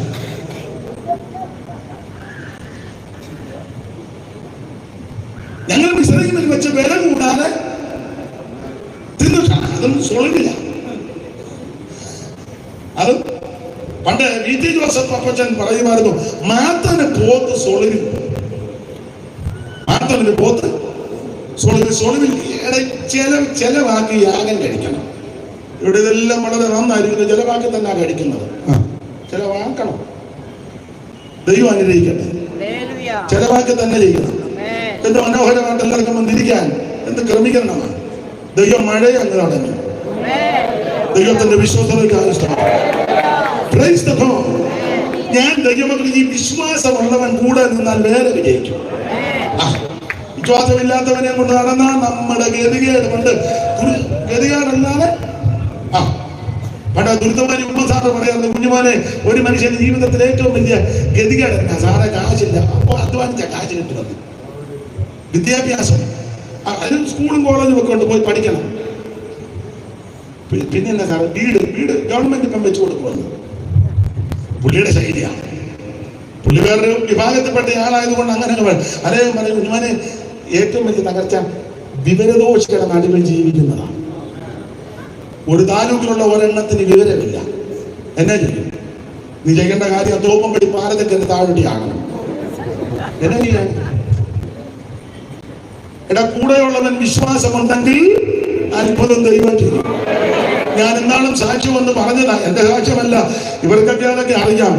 നിങ്ങൾക്ക് ചിലർക്ക് അറിയാമെങ്കിൽ സന്ദർഭം വന്നുകൊണ്ട് പറയാം. പണ്ട് കുമ്പനാട് കൺവെൻഷൻ നടക്കുക, അന്ന് ഓലപ്പന്തല, ഇപ്പോഴത്തെ പന്തലും ക്രമീകരണമല്ല. 12 യോഗം നടക്കുമ്പോൾ, യോഗം നടക്കുന്നതിന് അല്പസമയം മുമ്പ് മഴക്കാറങ്ങോട്ട് വന്നു. തിരുവല്ല മുതൽ മഴ പെയ്തു വരിക. അന്ന് മൺമറഞ്ഞ ശ്രേഷ്ഠനായ കർത്തദാസൻ കേയ്യപ്പെടുക അവർ ഉണ്ണി സാറ് ഇരിക്കുക. മഴ കയറി വരുന്നു, യോഗം ആരംഭിക്കാൻ പോവുക. എന്തോ ചെയ്യും? അപ്പോൾ അന്നത്തെ പ്രഗത്ഭരായ 2 അഭിഷിക്തരായ ദൈവദാസന്മാര്, പഴമക്കാര് പറഞ്ഞുള്ള അറിവാന്നെ, ഒന്ന് പത്തിച്ചിറ യോഹന്നാച്ചൻ, 2 കാരമ്പേരി മത്തായിച്ചൻ. അപ്പൊ കാരമ്പേരി മത്തായിച്ചനും പത്തിച്ചിറ യോഹന്നാച്ചനും സ്റ്റേജിൽ നിൽക്കുന്ന ഉണ്ണുണ്ണി സാർ അവர்களுടെ ചില പറഞ്ഞ സാറ് പ്രാർത്ഥിച്ച് യോഗം തുടങ്ങിക്കോ, മത്തായിച്ചനും ഞാനും മഴയുടെ കാര്യം ഏറ്റെന്ന്. സാറ് യോഗം തുടങ്ങിക്കോ, ഒന്നും നിരാശപ്പെടണ്ട, മഴയുടെ കാര്യം ആമേ മത്തായിച്ചനും ഞാൻ ഏറ്റെടുത്തന്ന്. അന്നത്തെ ഭക്തന്മാര് പറഞ്ഞുള്ള അറിവാ. കാരമ്പേരി മത്തായിച്ചനും പത്തിച്ചിറ യോഹന്നാച്ചനും കൂടെ ആ കുമ്പനാട് ഗേറ്റ്, അന്ന് ഇത്ര ഗേറ്റ് ഒന്നുമല്ല, അവിടോട്ട് ചെന്ന് കരമുയർത്തി ആമെ സ്തോത്രം ചെയ്യാൻ തുടങ്ങി. ഇവര് കരമുയർത്തി സ്തോത്രം ചെയ്തു. ആമെ പെയ്ത മഴ ഇങ്ങേ വശത്ത് പെയ്യാതെ അങ്ങേ വശത്ത് പെയ്ത് നേരെ പുല്ലാട് അടിച്ചു. വിശ്വാസമില്ലെങ്കിലോ ഇനി എന്നാത്തിനൊക്കെ ചോദിക്കുന്നു. ആ ദൈവം ഇന്നും ജീവിക്കുന്നു. നിനക്ക് വേണ്ടി ദൈവം പ്രവർത്തിക്കും. ഇന്ന് രാത്രി വിശ്വാസത്തിന്റെ വാക്ക് പറ. എന്റെ ദൈവം എന്നെ രക്ഷിക്കും, എന്റെ ദൈവം എനിക്ക് സൗഖ്യം വരുത്തും, എന്റെ ദൈവം എന്നെ വിടുവിക്കും, എന്റെ ദൈവം എന്റെ പാപത്തെ മോചിക്കും, എന്റെ യേശു എന്നെ രക്ഷിക്കും, എന്റെ ദൈവം എനിക്ക് വിടുതൽ നൽകും. ഇന്ന് രാത്രി വിശ്വാസത്തോടെ വേണം ഈ പന്തലും പരിസരം വിട്ട് മടങ്ങിപ്പോകാൻ. ദൈവം നിനക്ക് വേണ്ടി യുദ്ധം ചെയ്യും. യുദ്ധത്തിൽ ഹോമത്തുള്ളതാ. ഇന്ന് രാത്രി വിശ്വസിക്കുന്ന ദൈവത്തിന്റെ പൈതലെ വിശ്വസിക്കുന്നവരാൽ അടയാളം നടക്കും. എന്റെ നാമത്തിൽ ഭൂതങ്ങളെ പുറത്താക്കും. രോഗികളെ കൈവച്ചാൽ സൗഖ്യം വരും. മരണകരമായി കുടിച്ചാലും കഴിച്ചാലും നിനക്ക് ഹാനി വരുത്തുകയില്ല. ഇന്ന് രാത്രി ദൈവത്തിന്റെ വിടുവിക്കുന്നവരാണ്. ദൈവത്തിന് മഹത്വം ഉണ്ടാകട്ടെ. ദൈവത്തിന് മഹത്വം, ദൈവത്തിന് മഹത്വം, ദൈവത്തിന് മഹത്വം. അവിശ്വാസത്തിന്റെ ഉത്തരവ് ഇന്ന് രാത്രി മാറിപ്പോകട്ടെ. മടങ്ങിപ്പോകുന്ന വിശ്വാസത്തിന്റെ വാക്ക് പറഞ്ഞ് ധൈര്യത്തോടെ തിരിച്ചു പോകും. അപ്പൊ ഇത് വെള്ളത്തിന് പഞ്ഞമില്ലാത്ത തരമാ, എല്ലാം വ്യാഖ്യാനിക്കുന്നില്ല. അപ്പൊ 7 കൂട്ടം സാധനം, കനാനിൽ 7 കൂട്ടം, മിസ്രൈമിൽ 6. ബലം കൂടാതെ നിന്നിട്ടുള്ള മത്സ്യം. അതൊന്നും വ്യാഖ്യാനിക്കുന്നില്ല. വെള്ളരിക്ക, മത്തങ്ങ, ഉള്ളി, ചുമന്നുള്ളി, ചീറ്റുള്ളി എന്ന് പറഞ്ഞാൽ കൊച്ചുള്ളിയും വെളുത്തുള്ളിയും തക്കാളി ഇതെല്ലാം തിന്നി വേണ്ടിയെല്ലാം ഊപ്പാട് വന്നത്. എന്നാൽ കനാൻ ദേശത്തേക്ക് വന്നപ്പോൾ ഒന്നിട്ട് മെച്ചമാ. ഗോതമ്പ്, നല്ല ഗോതമ്പ് കനാനുണ്ട്. നമുക്ക് കിട്ടുന്നൊന്നും നല്ലതല്ല. ചപ്പാത്തി ആണ് പറഞ്ഞ് എഴുന്നേറ്റ് നിന്ന് കഴിക്കണം. ചപ്പാത്തിക്ക് അല്ലെ പിച്ച് കീറി പ്ലേറ്റിൽ ഇട്ടേക്ക് പറയും, തങ്കമ്മ ചാറ് കൂടുതൽ ഒഴിച്ചോ. ഒഴിച്ചേക്ക് നമ്മൾ നോക്കിയിരിക്കാം. കുതിരാൻ പട്ടിക്കാടിനെപ്പോലെ കുതിരാനല്ല, അത് ത്വരങ്ക.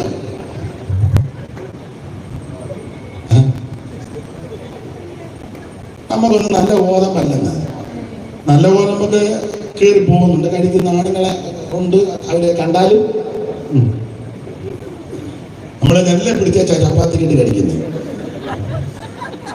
നല്ല ഗോതമ്പുണ്ട്. അല്ല, വചനത്തിൻ്റെതും അങ്ങനെ, വചനത്തിൻ്റെ അങ്ങനെ. ഇത് കഴിക്കേണ്ട വിധത്തിൽ കഴിച്ചാൽ വിടുതലാണ്. കഴിക്കേണ്ട വിധത്തിൽ കഴിക്കണം. പുസ്തകം പഠിപ്പിക്കുന്നില്ല. കുഞ്ഞാടിനെ പൂജിച്ച കാര്യം പുസ്തകത്തിലുണ്ടല്ലോ. കുഞ്ഞാടിനെ എങ്ങനെ തിന്നണം, എങ്ങനെ തിന്നരുത് പ്രമാണമുണ്ട്. എങ്ങനെ തിന്നണം, കുഞ്ഞാടിനെ എങ്ങനെ തിന്നണം, എങ്ങനെ തിന്നരുത് രണ്ടുമുണ്ട്. എങ്ങനെയും തിന്നേച്ച് പോകാം. കുഞ്ഞാടിനെ എങ്ങനെ തിന്നണം, എങ്ങനെ തിന്നരുത് വായിച്ചോ. 12:7 പുറപ്പാട് 12:7 പുറപ്പാട് 12:7 താഴെ 12:7. അതിന്റെ രക്തം കുറെ എടുത്ത് വീടിന്റെ കട്ടളക്കാരട്ടിലും കുറുമണിമല പുരട്ടണം. അന്ന് രാത്രി തന്നെ തീയിൽ ചുട്ടതായ മാംസവും പുളിപ്പില്ലാത്ത അപ്പവും തിന്നണം. കയ്പ് ചീരിയോടുകൂടി അതിനെ തിന്നണം. തലയും കാലും അന്തർഭാഗങ്ങളുമായി അടുത്തത് തീ ചുട്ടിട്ടല്ലാതെ പച്ചയായിട്ടോ വെള്ളത്തിനോ തിന്നരുത്. അപ്പൊ എങ്ങനെ തിന്നണം, എങ്ങനെ തിന്നരുത് പ്രമാണം കൊടുത്തിരിക്കുക. ചുട്ടു തിന്നണം. എങ്ങനെ തിന്നരുത്? പച്ചയ്ക്ക് തിന്നരുത്, വെള്ളത്തിൽ കുടുങ്ങി തിന്നരുത്. വേറെ എങ്ങനെയൊക്കെ തിന്നാം. ഈ സ്വരത്തിന് അർത്ഥമുണ്ട്. അപ്പൊ അത് കേട്ട് മറുപടി പറയണം. ഉടക്കാനല്ല. എങ്ങനെ തിന്നണം? ചുട്ട് തിന്നണം. എങ്ങനെ തിന്നരുത്? പച്ചക്കും തിന്നരുത്, വെള്ളത്തിൽ പിടിഞ്ഞ് തിന്നരുത്. വേറെ എങ്ങനെയൊക്കെ തിന്നാൻ പറഞ്ഞോ? ശരിയാ.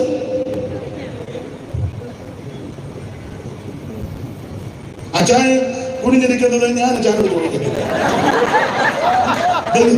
എന്നേക്കാൾ പ്രായമുള്ള ബഹുമാനം. അപ്പൊ ശ്രദ്ധിച്ചേ, എങ്ങനെ തിന്നണം, എങ്ങനെ തിന്നരുത്. എങ്ങനെ തിന്നരുത്? ചുട്ട് തിന്നണം.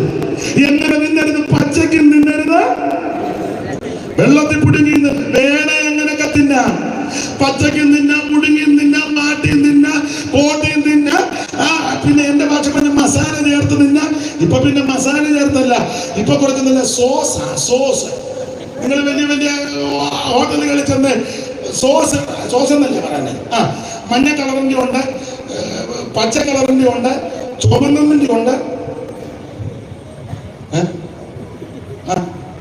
സഭക്കകത്തല്ല ഇപ്പൊ സോസ് ഉണ്ടെന്നേ. ശരിക്കുള്ള ഉപദേശം കൊടുക്കുന്നില്ല. നിനക്ക് മഞ്ഞയാണോ വേണം, പിടിച്ചോ. പച്ചയാണോ പിടിച്ചോ. എല്ലാം മസാല ചേർത്തും അവൻ സോസ് ചേർത്തും കൊടുക്കുന്നതുകൊണ്ട് മിക്കതിനും ദീനമാണ്. ഞാൻ വ്യാഖ്യാനിക്കുന്നില്ല ഭാഗത്ത് നിന്ന്. ഇത് ചുട്ടു തിന്നേണ്ട പ്രമാണമാണ്. ചുട്ടു തിന്നുമ്പോൾ അല്പം കച്ചത ബുദ്ധിമുട്ടുമൊക്കെ വരും. തീ കൂട്ടണം, കടൽ കൂട്ടണം, ഊതണം, കത്തിക്കണം, അടുത്തിരിക്കണം, മാംസം മുറിച്ച് രക്തമെല്ലാം കളഞ്ഞത് കഴുകി വെടിപ്പാക്കി ഈ കടലിന്റെ പുറത്ത് വെക്കണം. ചിലപ്പോൾ മുട്ട ഇരിക്കേണ്ടി വരും, കുടിഞ്ഞു നിൽക്കേണ്ടി വരും. ഊതണം, അകം വേഗാതിരിക്കരുത്, പുറം കരിഞ്ഞു പോകരുത്, തിരിച്ചിടണം, മറിച്ചിടണം, ഇരിക്കണം, നിൽക്കണം, ഉപവസിക്കണം, പ്രാർത്ഥിക്കണം. മുഖത്തിന്റെ ഷേപ്പ് മാറും. ക്ലേസിംഗ് അല്ല, പോകും. പക്ഷേ ചുട്ടു തിന്നുന്നവനെ കണ്ടാൽ അറിയാം. അവൻ യോഗത്തിന് വന്നാൽ അറിയാം. അവന്റെ ഗ്ലോറി കേൾക്കുമ്പോൾ അറിയാം ഇത് ചുട്ടു തിന്നവനാ. അവന്റെ ഹല്ലേലൂയയുടെ ശബ്ദം കേൾക്കുമ്പോൾ അറിയാം ഇത് ചുട്ടു തിന്നുന്ന ജനതിനകത്ത് ഇരിപ്പുണ്ട്. ശ്വാസടിച്ചേക്ക് വന്നിരിക്കുന്നവർ ഇതിരിപ്പുണ്ട്. നിന്റെ ഇരിപ്പ് കാണുമ്പോൾ അറിയാം നീ സോസ. നിന്റെ ഇരിപ്പ് കാണുമ്പോൾ അറിയാം നീ ആമൻ സ്വോത്രം മസാലയ എന്നോ അഗ്നിക്കകത്തൂടെ കടന്നുപോയി, ശോധനക്കകത്തൂടെ കടന്നുപോയി. പത്രോസിന്റെ ഭാഷയിൽ പറഞ്ഞ പൊന്നുപോലെ പുറത്തു വന്ന് ചുണ്ട് തീക്കകത്തൂടെ വന്ന് ദൈവത്തിന്റെ പൈതലേ, നിന്റെ ഹല്ലേലൂയ കേൾക്കുമ്പോൾ, നിന്റെ സ്തോത്രം കേൾക്കുമ്പോൾ, നിന്റെ ഇരിപ്പ് കാണുമ്പോൾ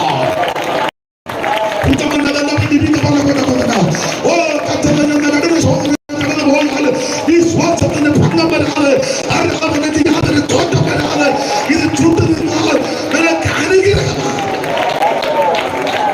ദൈവത്തിന് മഹത്വം.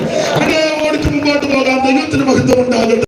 ഗോതമ്പുണ്ട്, യവമുണ്ട്, മുന്തിരിയുണ്ട്, അത്തിയുണ്ട്, മേതലമുണ്ട്, ഒലിവുണ്ട്, തേൻ എല്ലാം നിന്ന് വ്യാഖ്യാനിക്കാനൊക്കെ താല്പര്യമുണ്ടെങ്കിൽ ഇന്ന് മുതിരുന്നില്ല. ഇത് കഴിക്കേണ്ടതുപോലെ കഴിച്ചാൽ വിടുതല. നിങ്ങള് വചനത്തിൽ തിട്ടമുള്ളവരാണല്ലോ. ദാവീദ് സിക്ലാഗൊക്കെ വന്ന് ശത്രു അപഹരിച്ച് ദാവീദ് ബലമില്ലാതാകുമ്പോഴും കരഞ്ഞു. പിള്ളാരെ പിള്ളേരെല്ലാം പിടിച്ചോണ്ട് പോയി. ആകപ്പരുവക്കേടായി. ദാവീദ് ദൈവത്തിൽ ധൈര്യപ്പെട്ടു. അബ്യാഥാർ പുരോഹിതനോട് ദാവീദ് പറഞ്ഞു, ഏഹോദ് കൊണ്ടുവന്നിടാ പറഞ്ഞു. ഏഹോദിന്റെ ആലോചന ചോദിച്ചു, കർത്താവേ ആ പരീക്ഷയുടെ പുറകെ പോണോ? ദൈവം തമ്പുരാൻ പറഞ്ഞു പൊക്കോളാൻ പറഞ്ഞു. അങ്ങനെ 400 പേരെ കൂട്ടിക്കൊണ്ട് ദാവീദ് 600 പേരെ കൂട്ടിക്കൊണ്ട് പോയി. ബെസോർത്തോട്ടേക്ക് വന്നപ്പോ 400 പേര് പറഞ്ഞു ഞങ്ങൾക്ക് ബെസോർത്തോട് കടക്കാൻ. ഇവിടെ പഴയ വീരസ്യമൊക്കെ പറയും ഞങ്ങൾ ചെങ്കടൽ കിടന്നാലും എന്ത് വെച്ചാൽ യോർദാൻ കിടക്കുന്നതല്ലാതെ പഴയ വകുപ്പാ. എന്റെ ഗ്രാൻഡ് ഫാദർ അവിടെ നാട്ടിയത് ഏത് കല്ല് ആയിക്കോട്ടെ, ഇളക്കി കളയൊന്നും വേണ്ട.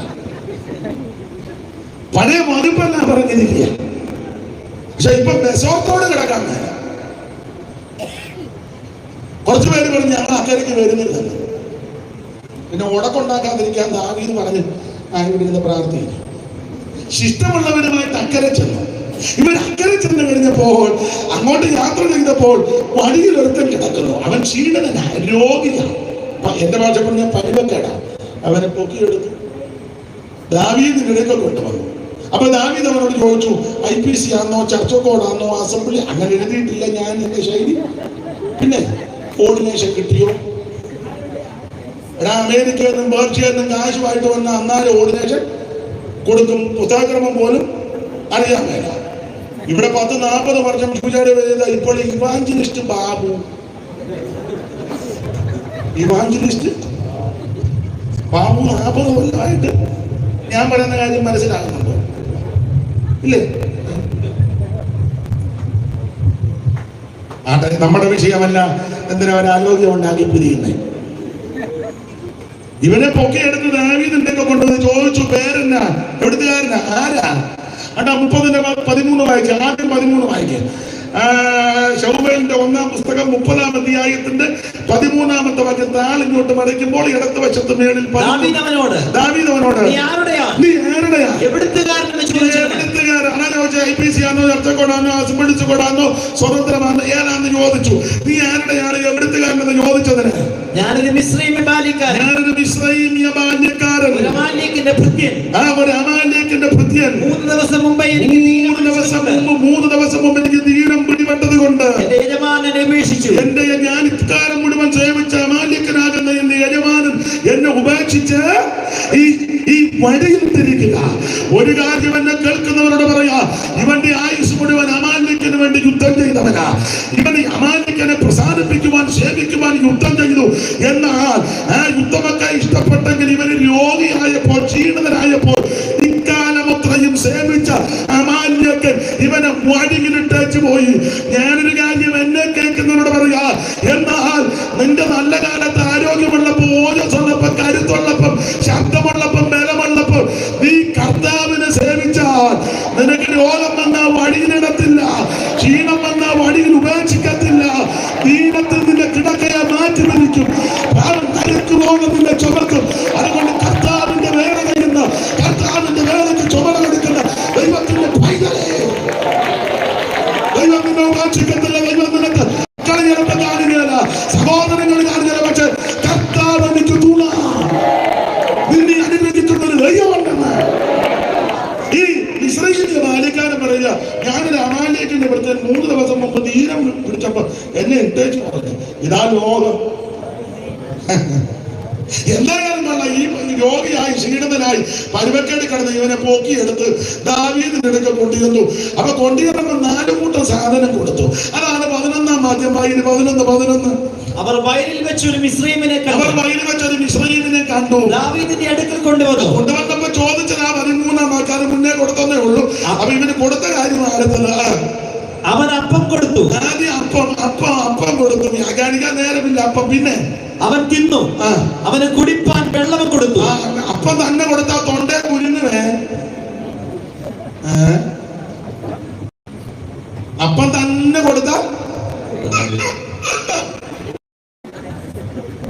മനസ്സിലാകുന്നില്ല, പിന്നെ മനസ്സിലായിക്കോളൂ. തൊണ്ട അപ്പം കൊടുത്താ പിന്നെ വെള്ളമുണ്ട്. അപ്പം കൊടുത്തു, വെള്ളം കൊടുത്തു, പിന്നെ അവർ അവനൊരു കഷണം അത്തിയടയും. അത് രോഗശാന്തിക്ക് ഉതകുന്നതാ. അത്തി എല്ലാം വ്യാഖ്യാനിക്കാൻ ഭേദമില്ല. ഇവൻ രോഗിയാ, അതുകൊണ്ട് അവന്റെ പരുവ് അനുസരിച്ചാ കൊടുക്കുന്നത്. ഇവൻ ക്ഷീണിതനായി കിടക്കുക, വെള്ളം അത്യാവശ്യമാണ്. ജീവന്റെ നിലനിൽപ്പിന് വെള്ളം അത്യാവശ്യമല്ലേ. പിന്നെ അപ്പം വേണം, അപ്പം കൊടുത്തു. ഇവന് അത്തിയട കൊണ്ട് കൊടുത്തു. രോഗി അത്തിയട. പിന്നെ അടുത്ത സാധനം 2 ഉണക്കമുന്തിരിക്കൊലയും കൊടുത്തു. ഇങ്ങോട്ട് നിർത്തിക്കാൻ ഞാൻ പറയുമ്പോൾ അടുത്ത വാക്യം വായിക്കണം. ആ 2 ഉണക്കമുന്തിരിക്കൊല. അപ്പോൾ അപ്പം കൊടുത്തു, വെള്ളം കൊടുത്തു, അത്തിയട കൊടുത്തു, 2 ഉണക്കമുന്തിരിക്കൊലയും കൂടെ കൊടുത്ത്. ആരാന്നറിയാമോ? മിസ്രയീമ്യ ബാല്യക്കാരൻ, അമാലേക്കിന്റെ ഭൃത്യൻ, ദീനം പിടിപെട്ട് കിടക്കുന്നവൻ, ജാഗാറായി കിടക്കുന്നവൻ, ആരോരുമില്ലാത്തവൻ, എല്ലാവരും ഉപേക്ഷിക്കപ്പെട്ടവൻ, എല്ലാവരും തള്ളപ്പെട്ടവൻ. അവൻ അവിടെ കിടന്നോട് ചിന്തിച്ചു കാണും, ഇതോടെ ഞാൻ തീർന്നു, ഇതോടെ ഞാൻ നശിച്ചു, അയ്യോ ഞാൻ നശിച്ചു പോയി, എനിക്കിനി ആരുമില്ല, ഈ കിടപ്പിക്കിടന്നെന്റെ ആയുസ് തീരുമല്ലെന്നോർത്ത് ഇവൻ തകർന്നു കിടന്നപ്പോൾ നല്ല ദാവീദാകുന്ന ആ യേശു ക്രിസ്തുവിന്റെ ഭൃത്യന്മാര് അവനെ എടുത്തോണ്ട് വന്ന് ദാവീദിന്റെ അടുക്ക കൊണ്ട് കൊടുത്തു.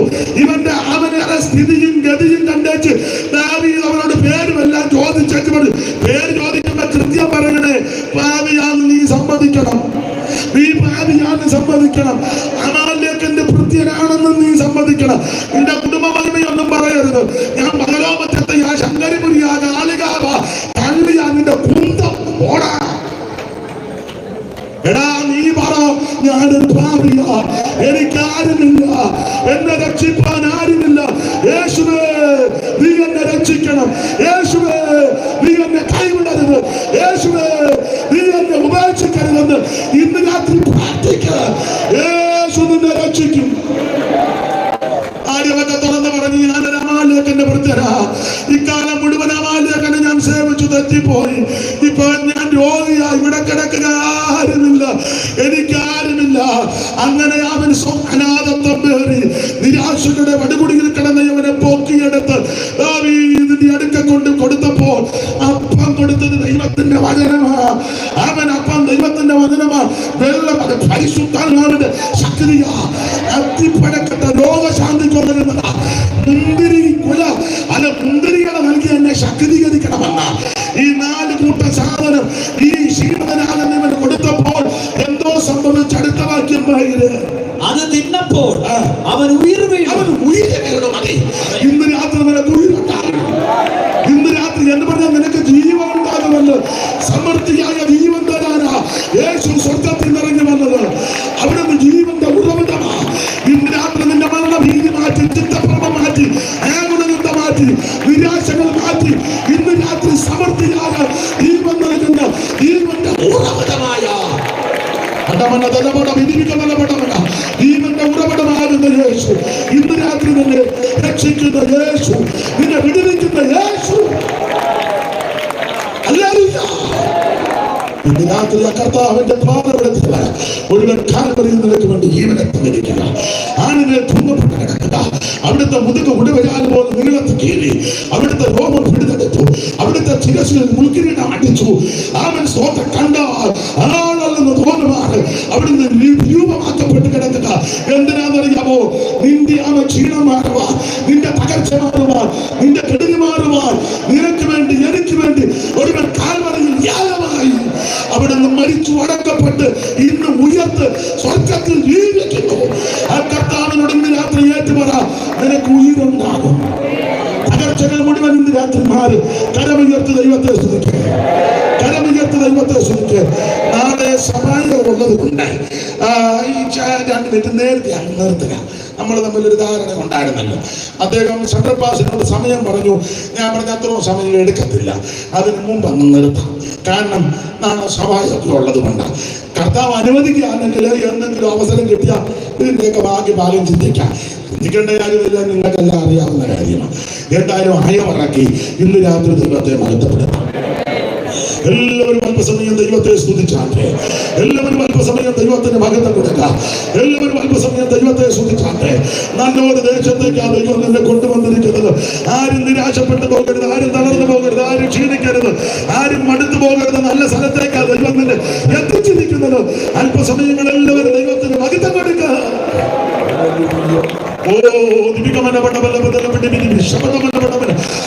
പഴയ പാട്ടിന്റെ 2 ചരണങ്ങൾ കൈകളടിച്ച് ചേർന്ന് പാടി ഇന്ന് രാത്രി നമുക്ക് ദൈവത്തിന് ബന്ധപ്പെടുത്താം. വാക്തത പോലെ ഇവിടെ ആഗതനായിട്ടുണ്ട്, അകൃത്യമൊക്കെയും അനുതാപത്തോ ഏറ്റു പറയുമേ.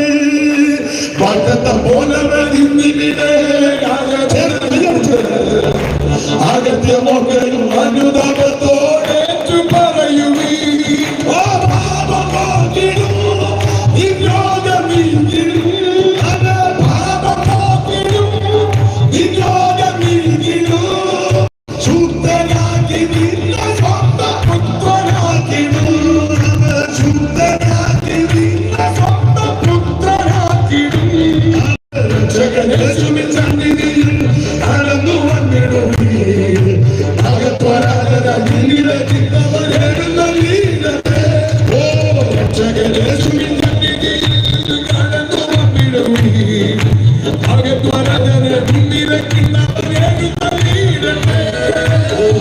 സ്നേഹത്തിന്റെ ദർശനം ക്രൂശിൽ കണ്ടിടുക.